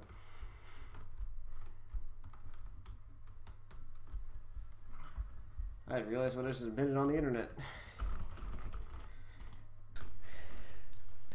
It was just as I remembered it. As I looked down into the pit of rubble, the little pony in my head reminded me that somewhere down there was Pinkie Pie's last party, lost forever in an orb. Getting this far had been... Damn. Why was my mind searching for a metaphor for easy that involved muffins? Ditzy-Doo was rubbing off on me. And not in the icky, flesh-rotting way. After a moment's internal debate, I went with easy. Zenith had her zebra stealth cloak, and I'd been using my MG stealth buck too. Cage was admittedly not as stealthy, but the two of us had been scouting ahead. When things were clear, Zenith would toss back the hood of her cloak and let him know it was safe to move forward. Despite being an adolescent, Cage never appeared bored. He had the sort of level head to not be looking for a fight. Besides his razor-sharp claws, the griffin was armed with hellhound claw knives and wing blades. The first griffin I had seen, the one who helped attack the train, had been armed with those. I'd seen them slice the head off of a pony, but I worried that they would be ineffective against Pegasi and magically powered armor. Multicolored light sprayed across the void, striking parts of the broken ceiling as well as a desk that had been hanging precariously over the drop. The desk melted into goo as it dripped down to the rubble below. Okay, that was new. Diving for cover, I kicked up my eyes forward sparkle. We were in almost the same point that 3 alicorns had stood the last time I was here. And across from us, almost in the same place I had been, an Enclave trooper was firing across at us with a multi-gem heavy infantry battle saddle. I pulled out little Macintosh, locking onto the attacking pony with sats, but had to dive away as the spray of his weapon melted my cover. 2 more Pegasi launched themselves across the gap from another floor. The trooper was laying down suppressive fire while they flanked us. The first Enclave guard came up behind us through an office to our right. Cage moved to block his path, sweeping at the armored pony with his wing blades. The attack proved my fears both valid and unnecessary. The wing blades had sparked harmlessly off the Pegasus's armor, but Cage quickly sent his hellhound claw knives plunging into the pony's throat. Even as the first guard fell, several beams of light struck Cage in the back. His Talon armor took the brunt of it, but one shot speared his right wing. The young griffin collapsed with a grunt, his eyes closed tight against the tears. The second guard had landed on the floor above us. I heard the clank, clank, clank as she dropped grenades down a fissure in the ceiling. After my time in the wasteland, I'd had plenty of experience in dealing with grenades. Back up they went. Okay, maybe not my brightest idea, I realized, as the explosion not only killed the Pegasus above us, but sent the ceiling crashing down on our heads. My magic imploded as the room above fell on top of me. Something heavy and searingly hot shoved me to the floor.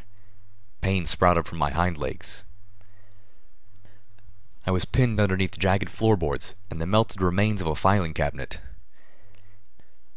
Cage had taken cover in the doorway, and I had lost track of Zenith. Fortunately, I was still invisible as the trooper across from us started filling our room with magical energy. The debris was a blade of cover at best. I whipped my head around, desperately looking for where little Macintosh had fallen. The spray of rainbow light stopped as the trooper reloaded. My revolver dropped to the floor next to me, a gift from an invisible zebra.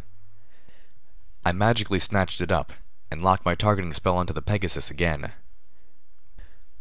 A trio of bullets later, and the Pegasus dropped to the floor. Section 12 clear. A Pegasus barked through my earbloom. Cauterizing in 10 minutes. With the Thunderheads in play, this place had become redundant. The Enclave had already been clearing out when we arrived. The Raptor above hadn't been here for protection. We had 7 minutes before the Raptor opened fire, eradicating Horseshoe Tower. Section 13, clear, another voice replied.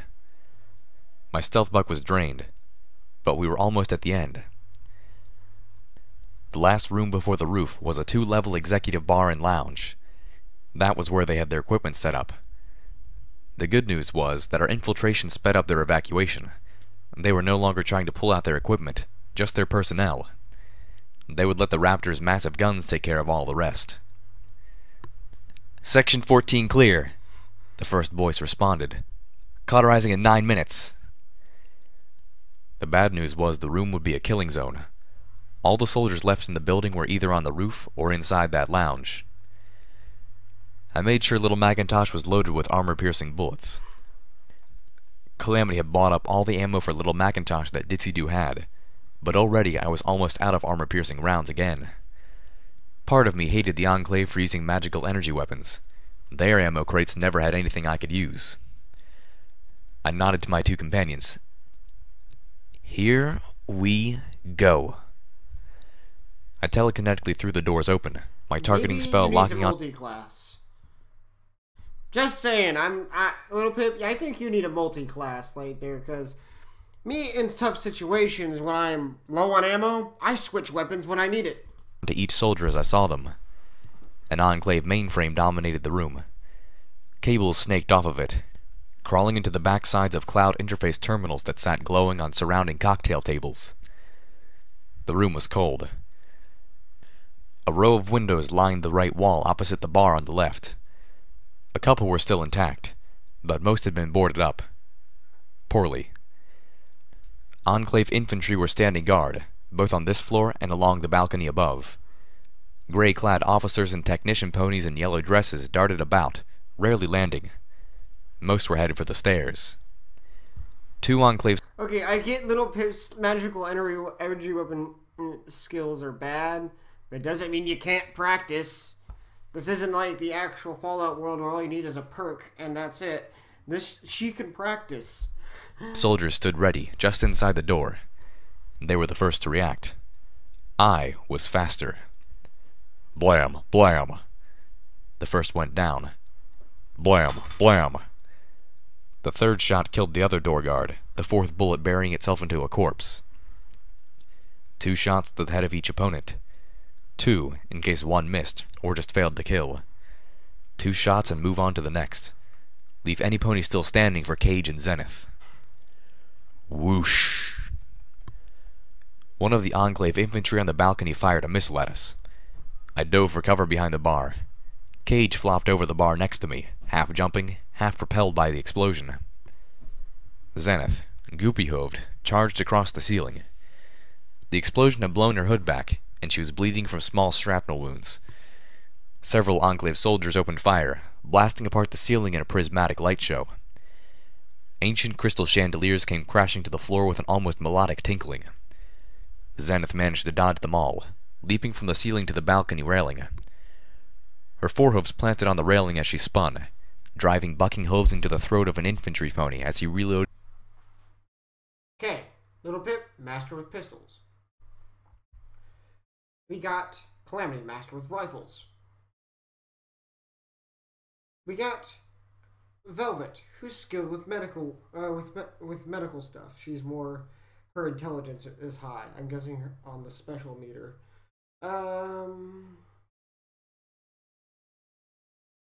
And of course, then there's Zenith. She's skilled with melee.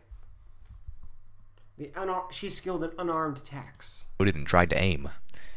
I could almost hear his armor crush into his windpipe. The infantry Pegasus pulled his trigger as he collapsed, the missile firing wildly, striking the faded painting of a mare in a sultry position which hung on the far side of the lounge. The explosion blew out what was left of the windows. A damp, early evening wind blew in from outside, clearing the smoke. Blam, blam. Reload. My targeting spell dropped, only for me to bring it back up immediately, squeezing just a little more out of it. Another pony with a multi-gem weapon sent a rainbow of light spraying over the bar and tearing into the liquor bottles rack behind us. Most of the bottles were empty, but the racks behind us hissed and exploded as the magical light passed through several still full ones, boiling the liquid inside. I let out a scream as I was bathed in alcoholic steam. Cage yelped, leaping the bar and trying to charge the attacker before he could reload, his injured wing keeping him from flying.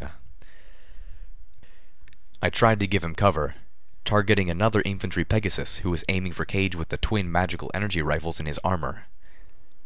Blam! Blam! One of those shots missed. The other struck home, but failed to penetrate through to kill the enemy. The Enclave soldier Cage was charging was just a little too fast. She'd finished reloading, and opened fire point-blank into the Griffin's chest. It didn't save her. Cage's blade slashed deeply through her chest, cutting her heart, even as his talon armor dissolved. The Griffin fell back, smoke rising from a gaping wound in his breast. I stared in horror as the light went out of his eyes. No. Damn it, no! With a loud crack, a black-armored body toppled over the balcony, bucked through the railing by Zenith. I looked up for her, but she was invisible again. Cauterizing in 8 minutes.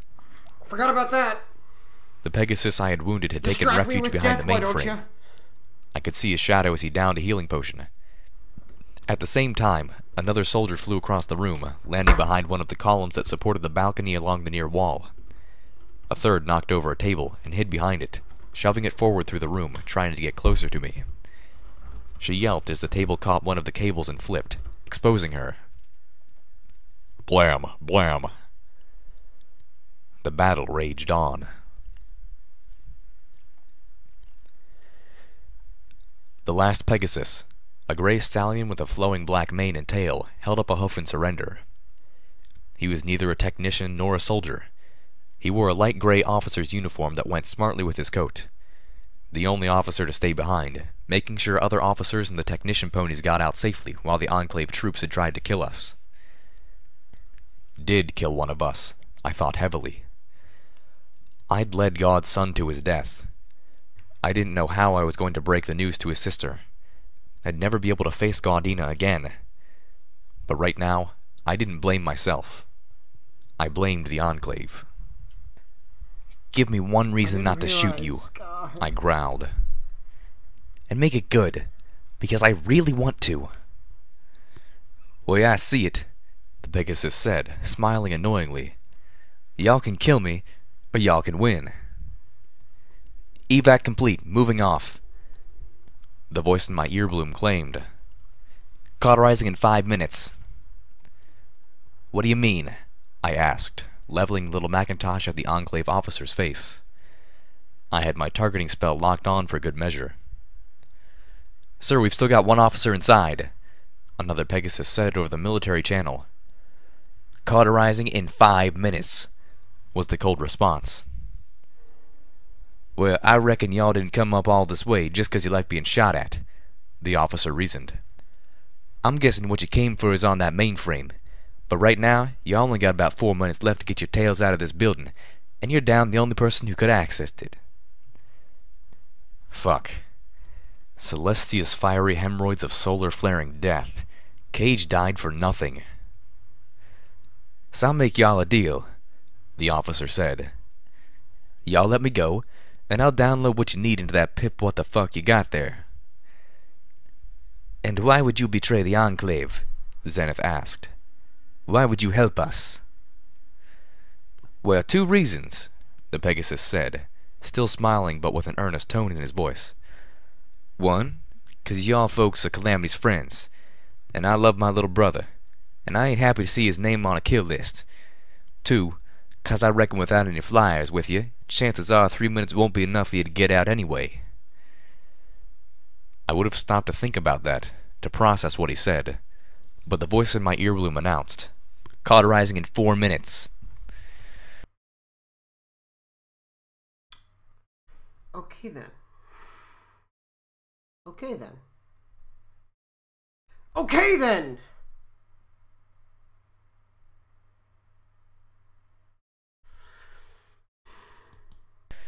Okay, I agreed, motioning for the Pegasus to get to work. I chose to believe him, not because of what he said about Calamity, but because he hadn't lied about how much time we had. You're wind shear, right? I asked as the stallion moved to the nearest terminal. Calamity had said his oldest brother was a master of communications technologies. You were the chief communications officer here, weren't you? I guessed. Yep to both, he said, and he worked. I caught the password. Restricted. And now what exactly do y'all want? 'Cause I could give you everything, but that'd taken a lot longer than what you got. I need to know what the Enclave is doing next, and when.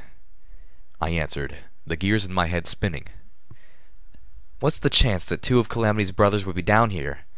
I pondered aloud as he started to download. Cauterizing in 3 minutes. We were cutting it insanely close. Well, I'd say about 100%, Windshear said with a smile, backing away from the terminal. They put Autumn Leaf in charge of Cauterize, and he made sure both of his brothers were part of the show. The Grey Pegasus chuckled. Hell, that was the only way Pride was ever going to see anything outside of Navarro. I grinned, hanging my head in pain. One of Calamity's brothers was commanding this entire damned massacre. I'll be going now, Windshear said. But y'all pass my love on to Calamity, won't you? Your love? Zenith asked. Did you not all treat him horribly? Windshear shrugged. We were kids. Zenith stomped. Not an excuse. Look, Pride did it 'cause he was a bastard, and worse, an incompetent bastard. Unlike Calamity, he was nothing but a disappointment to Dad. He did it 'cause Autumn Leaf did it, and he hoped copying Autumn Leaf would make him get some respect, Windshear added. It didn't. The voice in my earbloom spoke again. Cauterizing in 2 minutes. As for Autumn Leaf and myself, we remember what Dad was like before Mom died, he said only half apologetically. He was better before that. Not always the drill sergeant. We'd lost our mom, we'd lost the best part of our dad. We were hurting, and Calamity was right there.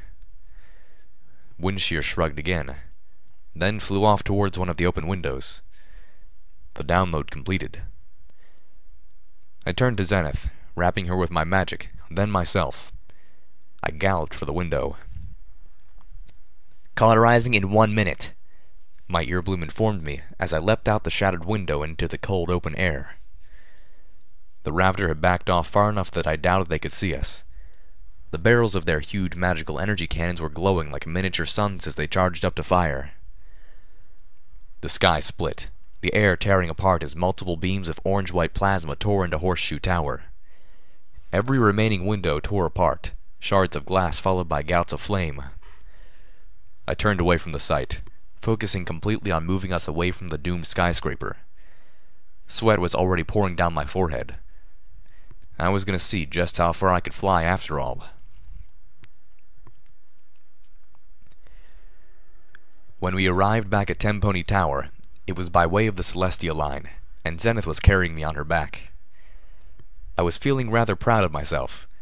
I'd gotten us a little over a mile before strain and exhaustion forced me to put us down in one of the 4-star stations.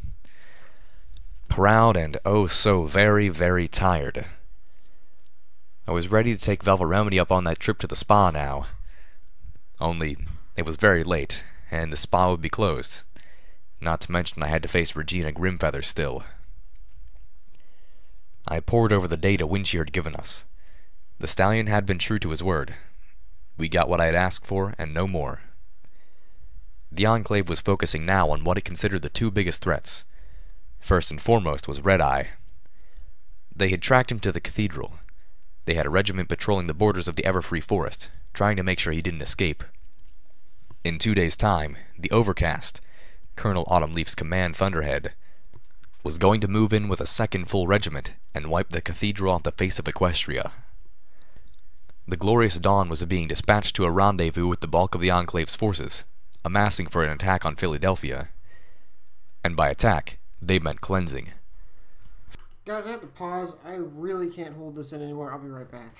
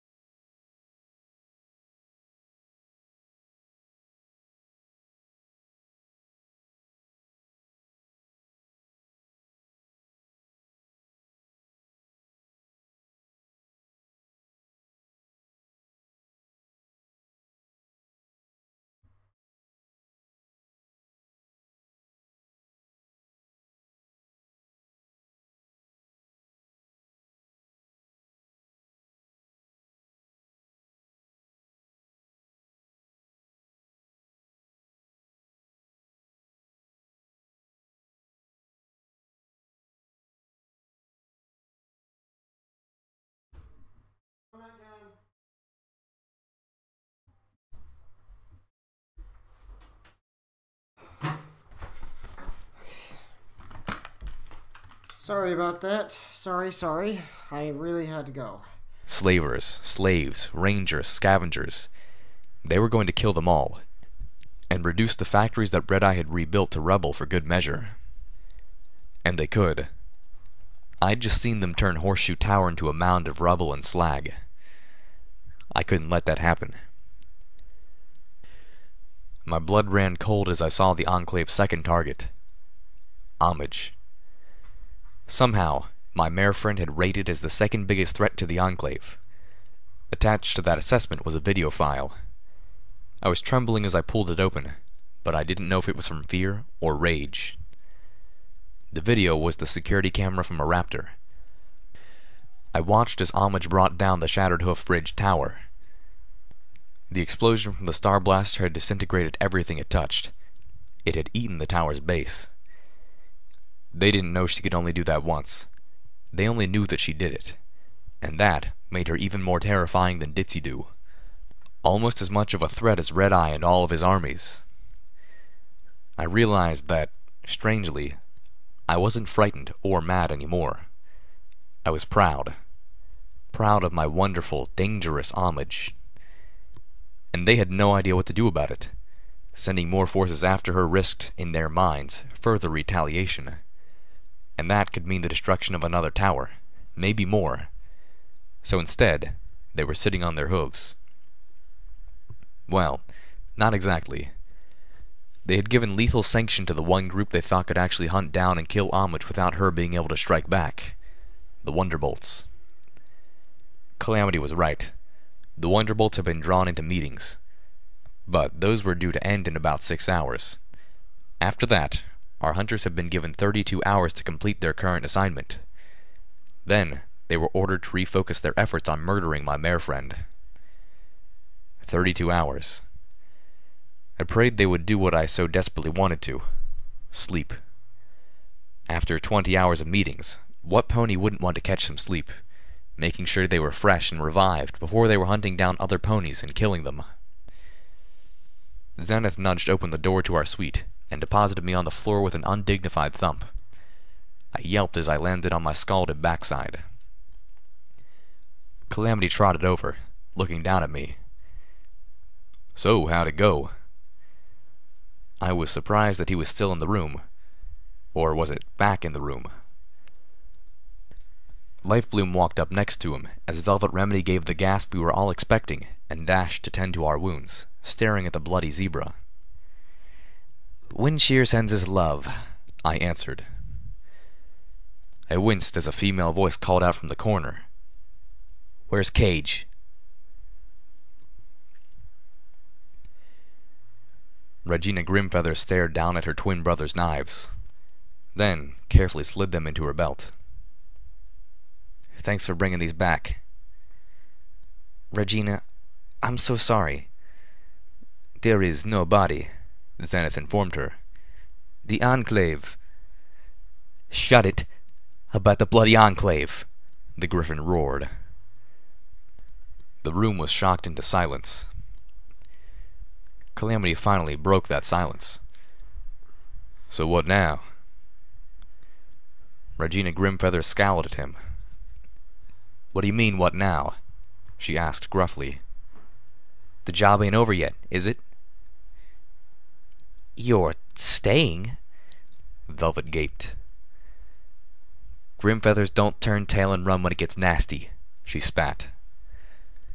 The young Griffin woman laid down. Her eyes were moist, but she had yet to shed a tear. Almost under her breath, she added, "And I sure as hell ain't going back to tell God I quit the job that killed Cage." Velvet floated a healing potion to me as she magically stripped off my armor and began inspecting me for wounds. It was like she had never left. "So," Reggie said finally, "what now?" Lifebloom spoke up. "Now I gathered together what I need for that trip." "Say, what now?" The unicorn with the red and scarlet mane looked at us. Storing a copy of so many of Calamity's memories was actually the easy part, but the other requests... He turned to Calamity. I'm sorry, but the Twilight Society simply does not have 5 recollectors to give you. I've been afraid of that. Calamity's plan had been to divide the Wonderbolts, incapacitate them through Zenith's paralyzing hoof and Velvet's anesthetic spell, and then slap recollectors on them, feeding them his memories. Memories of how and why he had left the Enclave. Memories of the good ponies down here, of his time with me, and the good things we had done. And to trust in the better nature of ponies. The problem was, it takes as long to experience the memories in the Black Opal as it took for the person to live them. And Calamity wanted to feed several days' worth of memories into the Wonderbolts. Keeping them safe and hydrated was a big enough concern, but if we didn't have enough recollectors to trap them all at the same time... Fortunately, I have a better way, Lifebloom claimed. There's a memory spell, one created by Twilight Sparkle herself, which should allow me to cram all those memories into their heads in minutes.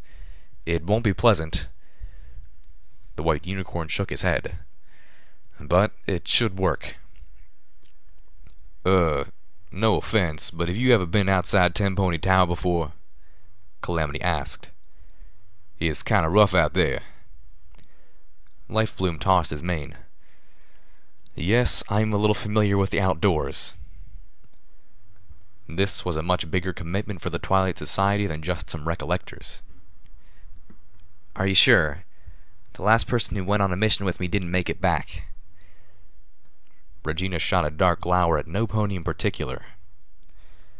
You called on us to help. And you're right. Lifebloom gazed at me. This is us helping. Reggie stood up. "'Kay then, what are we waiting for? Let's get moving." Well, Velvet Remedy said softly, some of us need sleep. She did her best not to glance my way. I hadn't moved from where Zenith had dropped me on the floor. Not long, though, I insisted, still not moving. Floor was good. Just give me a pillow. We need to be moving before the Wonderbolts are. Reggie looked at the ponies, and Zebra, around her. Firelight gave a tired little hoot, even though she had spent most of the trip napping against Velvet Remedy's flank. Fine, she groused. My eyelids were getting heavy, but I forced them to stay open. There was one more horseshoe hanging above us, waiting to drop. So, Lifebloom asked, just where are we headed?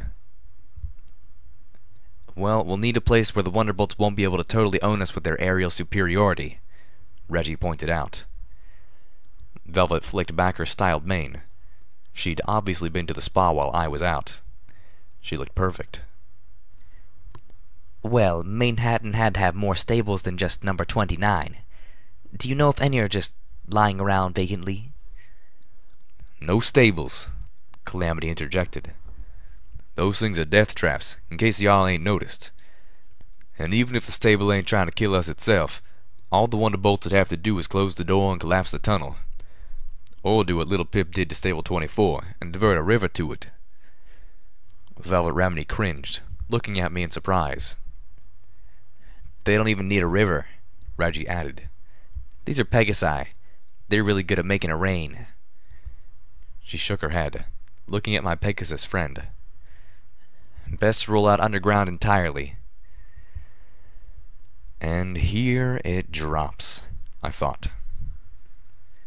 So, we need someplace that the Wonderbolts can't use their aerial skills against us, Lifebloom said slowly. And where we can get them split up. But that's outside. Yep, Calamity said with conviction. And I got the perfect place, too. Look at it fall.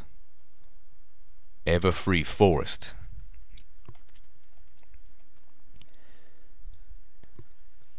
The first golden rays of dawn were pouring across the horizon as the Sky Bandit leveled out, flying towards Hope. Remind me again why you let Calamity make the plans this time, Zenith said. She had taken off her stealth cloak and given it to Lifebloom. Simple. The buck would definitely have more need of it than her. Just saying. And we couldn't risk the Wonderbolts taking out the one pony who could cast the memory spell. or risk the forest taking him out, or the fire, or any of Red Eye's troops who were controlling the fires, or the Enclave patrols. The consensus was that we were indeed all going to die, but at least it would be an exciting death. Well, I'm proud of him, Velvet proclaimed. If we are going to the Everfree Forest, Xanth said, pulling an ancient and tattered book from her saddlebags, then there is something I must tell you. I looked at the book. The cover was very old leather, warped and cracked.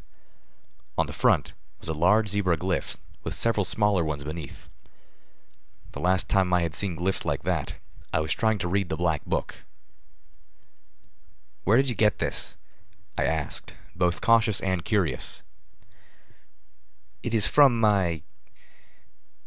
Zephyr, our zebra friend said. Once this belonged to my grandparents. They rescued it from the hut of Zecora, deep in the Everfree Forest. Xanth opened the book, pointing at strange glyphs. You wonder what caused the Everfree Forest to grow so strange and dangerous, do you not? I nodded, remembering Calamity's assertion. The Everfree Forest had never been hit. There was no radiation, no taint. That's why Red Eye sought to turn it into farmland. Through this book I have come to learn the reason, Xanth said cryptically. And it is not a new one, but a very old one. And you're just telling us this now? I received this book while you were playing in the Canterlot ruins, and it took me some time to read it. Time, I suspected, that babysitting Silverbell had given her. And it was not easy to read. There were things I do not wish to understand. We all listened intently. Even Calamity's ears were swiveled so he could catch the conversation as best he could. Something flashed in the distance. On the horizon was the Everfree Forest. Still green, still pouring smoke. I believe we may have been wrong about the Princess Luna and Nightmare Moon, Xanth admitted, looking down at the book. The zebra was unwilling to meet the gaze of any of the ponies around her. They were not one and the same. Velvet cocked her head quizzically. Firelight let out a questioning coo. Before the war, long before the wasteland, over 1,000 years ago, a star fell to our world, and it fell in the Everfree Forest, close to where the princess lived. I knew this story. It had been told to me by Midnight Shower. The fallen star's influence warped and twisted everything around it, Xanth claimed.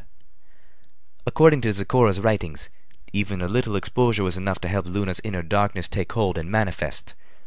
Only the powers of the elements of harmony were fully able to nullify what it had done to her. The zebra finally looked up. Forgive me for speaking what may seem ill of your goddess, but Celestia was never as strong as her sister. When things hurt too much, she would run away. I glared at Xanth. This had to be going somewhere.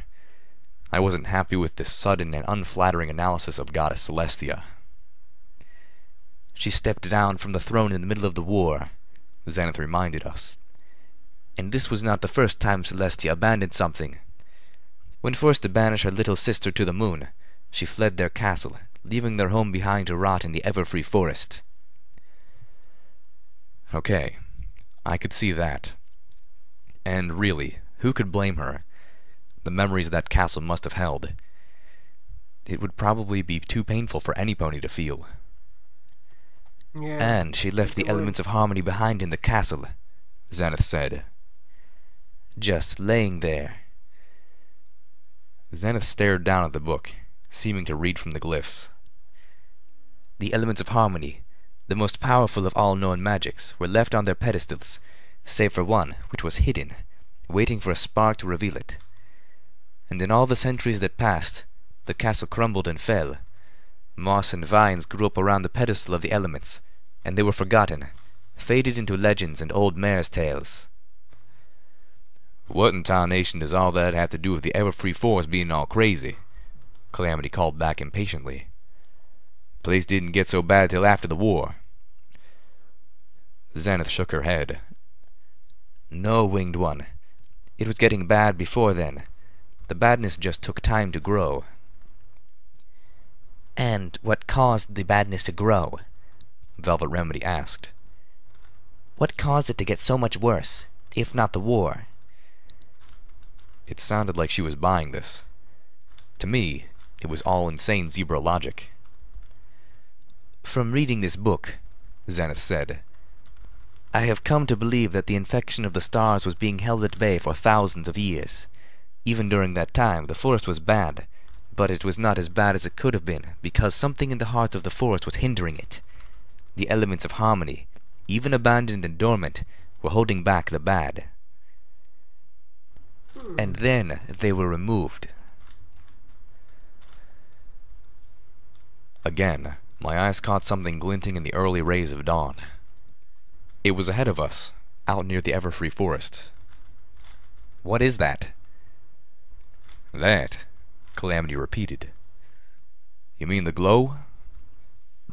I nodded, then, realizing he couldn't see me, called out a yes. That there's the Hope Solar Array.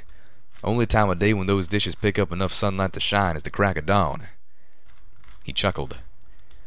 We'll be passing right over it before we head into Everfree, so y'all can get a good look. I nodded again, this time to myself. I was thinking about something Calamity had said about the Enclave. Okay, everyone, listen up. We're planning to try to separate the Wonderbolts, but there's a good chance we could get ourselves split up. We need a fallback position. You thinking about the array? Calamity asked. It's close, but still quite a few miles from the forest edge. Long way to go out in the open, especially if you're wounded. Drat. Think. Okay, backup idea. Okay, I've got it. There's a farm right at the edge of the Everfree forest.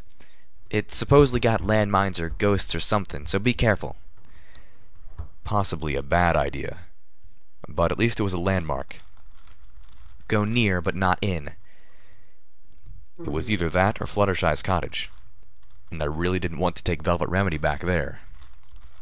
The others quickly agreed. We continued to fly, making small talk as the Everfree forest drew ominously closer. I had stopped staring out of the window. I didn't really want to see the distance between us and the forest being eaten away. Looking in my companion's eyes, I could see everyone was feeling the same thing I was. A sense of wrongness and inexplicable dread, like our skin was too tight. I had started feeling it the minute I had started to smell the smoke. This was a bad plan. But the Wonderbolts were on the clock now. They had to come get us, and my pip-leg was drawing them right to me. With any luck, we shouldn't have to camp out in the forest for more than a few hours. I watched Lifebloom. He looked out of place amongst us. Yet our whole plan rested on his memory spell. Something clicked in my head. I smacked my forehead with a hoof.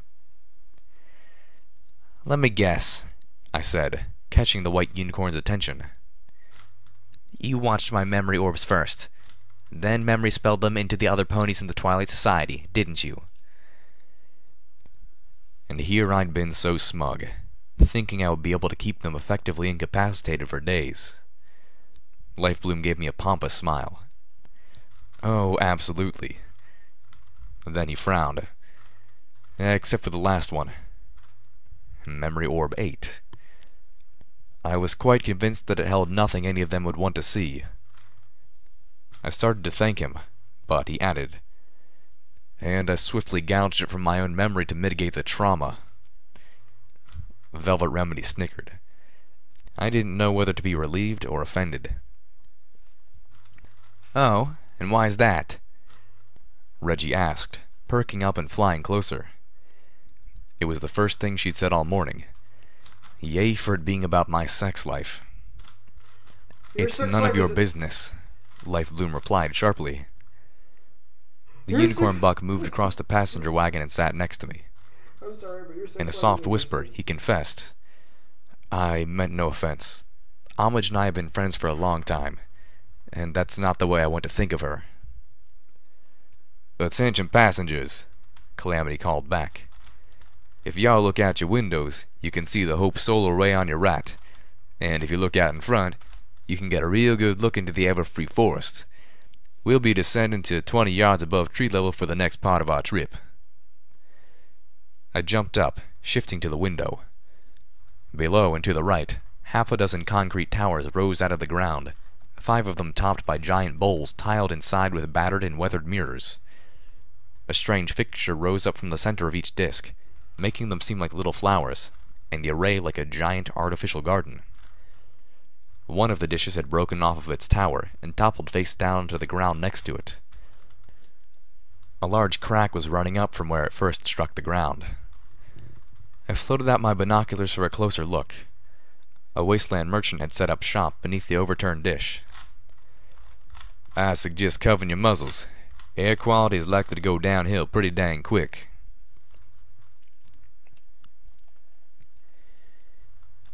The air grew thick, acrid and hazy. Velvet Remedy passed me a scarf to wrap around my muzzle for protection. She had been thoughtful enough to purchase one for every pony. Who has arrived here? Somebody has arrived, and who might you be? I'm curious. Please comment so I know who it is. Because K-Cat's here. Who are you? If it's Oscar, I'd like to hear you again.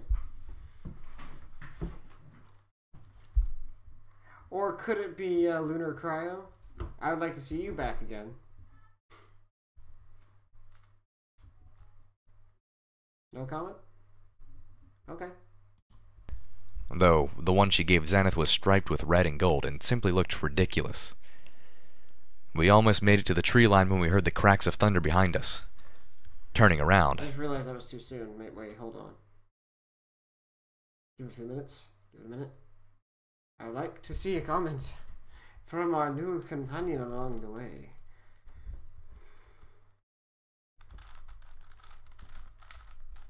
I'm staring at the chat section right now, so let's wait for it to pop up. So far it should be by now. Or at least a hi would be nice. I saw 5 columns of black smoke, crackling with lightning, shooting out from the Hope solar array. The Wonderbolts. Calamity yelled and began to flap his wings as hard as he could, pouring on the speed. I enveloped the Sky Bandit in my magic, lightening his load as much as possible.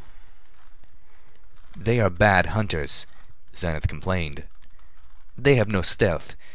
It's as if they want to be seen." "They do," Reggie called, catching back up. "If they wanted, they could attack us any moment we flew over that place. Or before." "Oh, great, so they're enjoying the chase," I said dourly.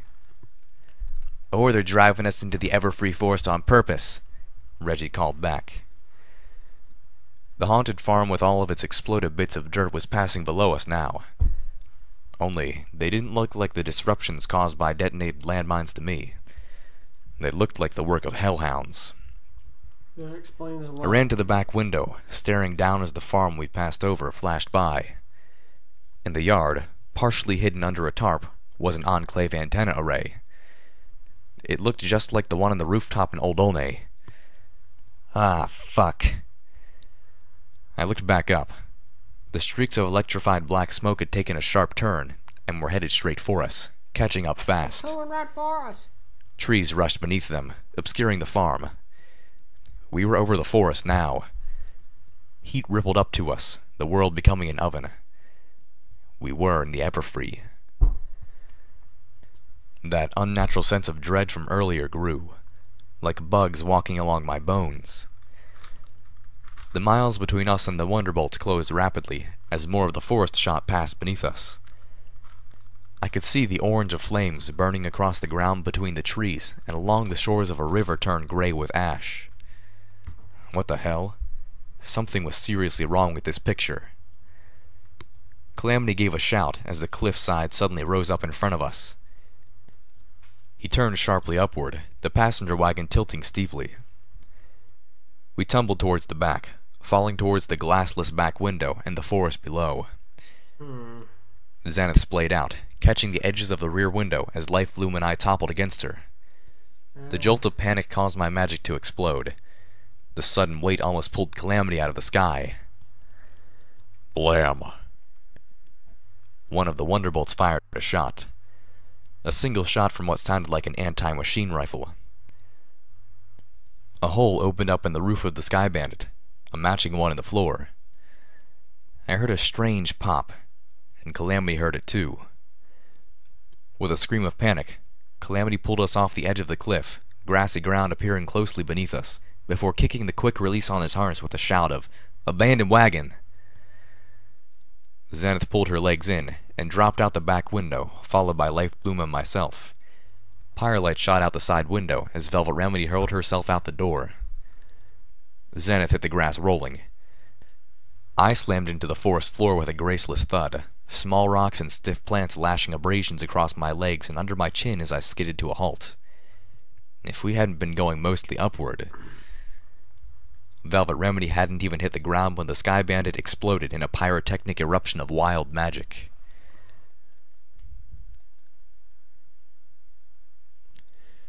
I stumbled to my hooves, looking around for my friends. My mouth tasted like wet copper. My legs spasmed. I had bruises all along my stomach and left side, making it hard to breathe. The world canted, throwing me off balance. I fell back to the ground again. Scattered around us were burning hunks of twisted metal, the remains of the Sky Bandit. Seeing them drove a pang through my heart, like we had lost a dear pet or treasured heirloom. Zenith had landed nearby. She had lost her scarf, but looked otherwise none the worse for having fallen out of a passenger wagon just before the flying bomb lived up to its moniker. The zebra was on her hooves, and looking much more steady than I thought I would ever be again. Zenith strode over and helped pull me back to my hooves. A moment later, Calamity swooped overhead. "Where are the others at?" I called to him. "Clearing just ahead," he shouted down to me before zipping ahead. I stumbled forward, my legs threatening to give out. My side protested with every step. And just my luck that we had two healers with us now. But at the same time, neither were with me. I just couldn't win, could I? Zenith helped guide me forward, pushing through the foliage. The heat was oppressive. The smoke choked my lungs. But the fire hadn't made it to this height yet. I was again struck by the sense that something was seriously amiss. I paused, looking around and trying to put hoof on what I was feeling. Nothing. "Ow!" I whined, as a leafy branch Zenith pushed aside came snapping back across my face. Pushing through the last of the underbrush, I ran into Velvet Remedy's backside. The impact sent me falling onto my flanks, then all the way down as my forelegs gave out. I stared in front of me, between Velvet Remedy's hooves. A fiercely determined bunny rabbit stared back at me. The bunny was made of stone. Beyond the stone bunny, the grassy knoll rose up to where a massive weeping willow, twisted and ancient, rose above us. The rough bark of the tree was a strange buttery yellow. Blue vines wrapped around its gnarled roots. Its drooping pink leaves swayed in the wind I couldn't feel. The tree was framed by the angry brown sky, choked with smoke. Beyond the tree, the hillside dropped back downward into the fires of the ever-free forest, those flames pushed forward by the dark silhouettes of Red-Eye's griffins, their weapons pouring liquid fire across the ground.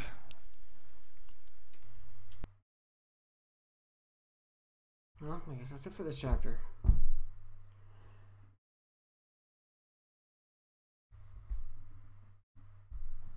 But I'm going to listen to that just to be sure what I heard. Before the flying bomb lived up to its moniker. Sorry. Legs gave out. I stared in front of me, between Velvet Remedy's hooves. A fiercely determined bunny rabbit stared back at me. The bunny was made of stone. Beyond the stone bunny, the grassy knoll rose up to where a massive weeping willow, twisted and ancient, rose above us. The rough bark of the tree was a strange buttery yellow. Blue vines wrapped around its gnarled roots. Its drooping pink leaves swayed in the wind I couldn't feel. The tree was framed by the angry brown sky, choked with smoke. Beyond the tree, Wait a minute. the hillside dropped back downward into the fires of the ever-free forest, those flames pushed forward by the dark silhouettes of Red-Eye's griffins, their weapons pouring liquid Yellow fire trunk, across the ground. Pink leaves.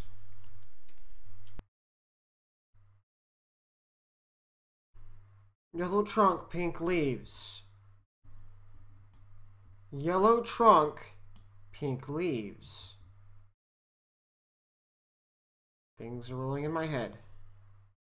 Now, I remember coming across an image online by accident of Fluttershy nailed to a tree watching the world burn. Is it possible that Fluttershy fused with a tree? I'm just wondering.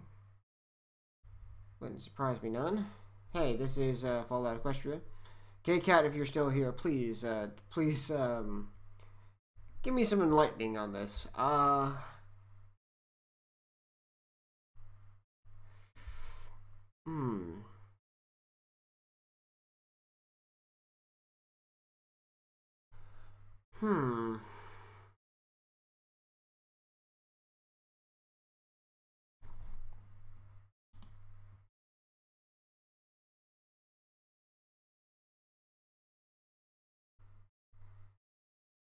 I really hope that they fixed whatever.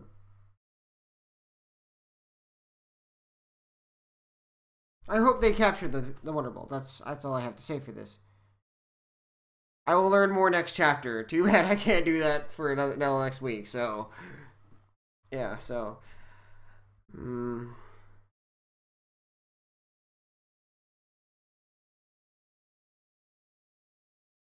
man. You know, actually, I think I should end this here. So, Oscar, whenever you see this, I can't wait to see your poetry. So, and K-Cat, thank you for giving me your insight throughout the whole thing. I do appreciate having the writer with us here. I guess I should say us because we're all involved here. But again, I'll have to say this is probably the end for today. So, and I'll see you guys. I think I'll do another live stream next week. I think that'll be a good idea. But anyway, guys, I'll catch you guys later, and stay nerdy, my friends. Bye-bye!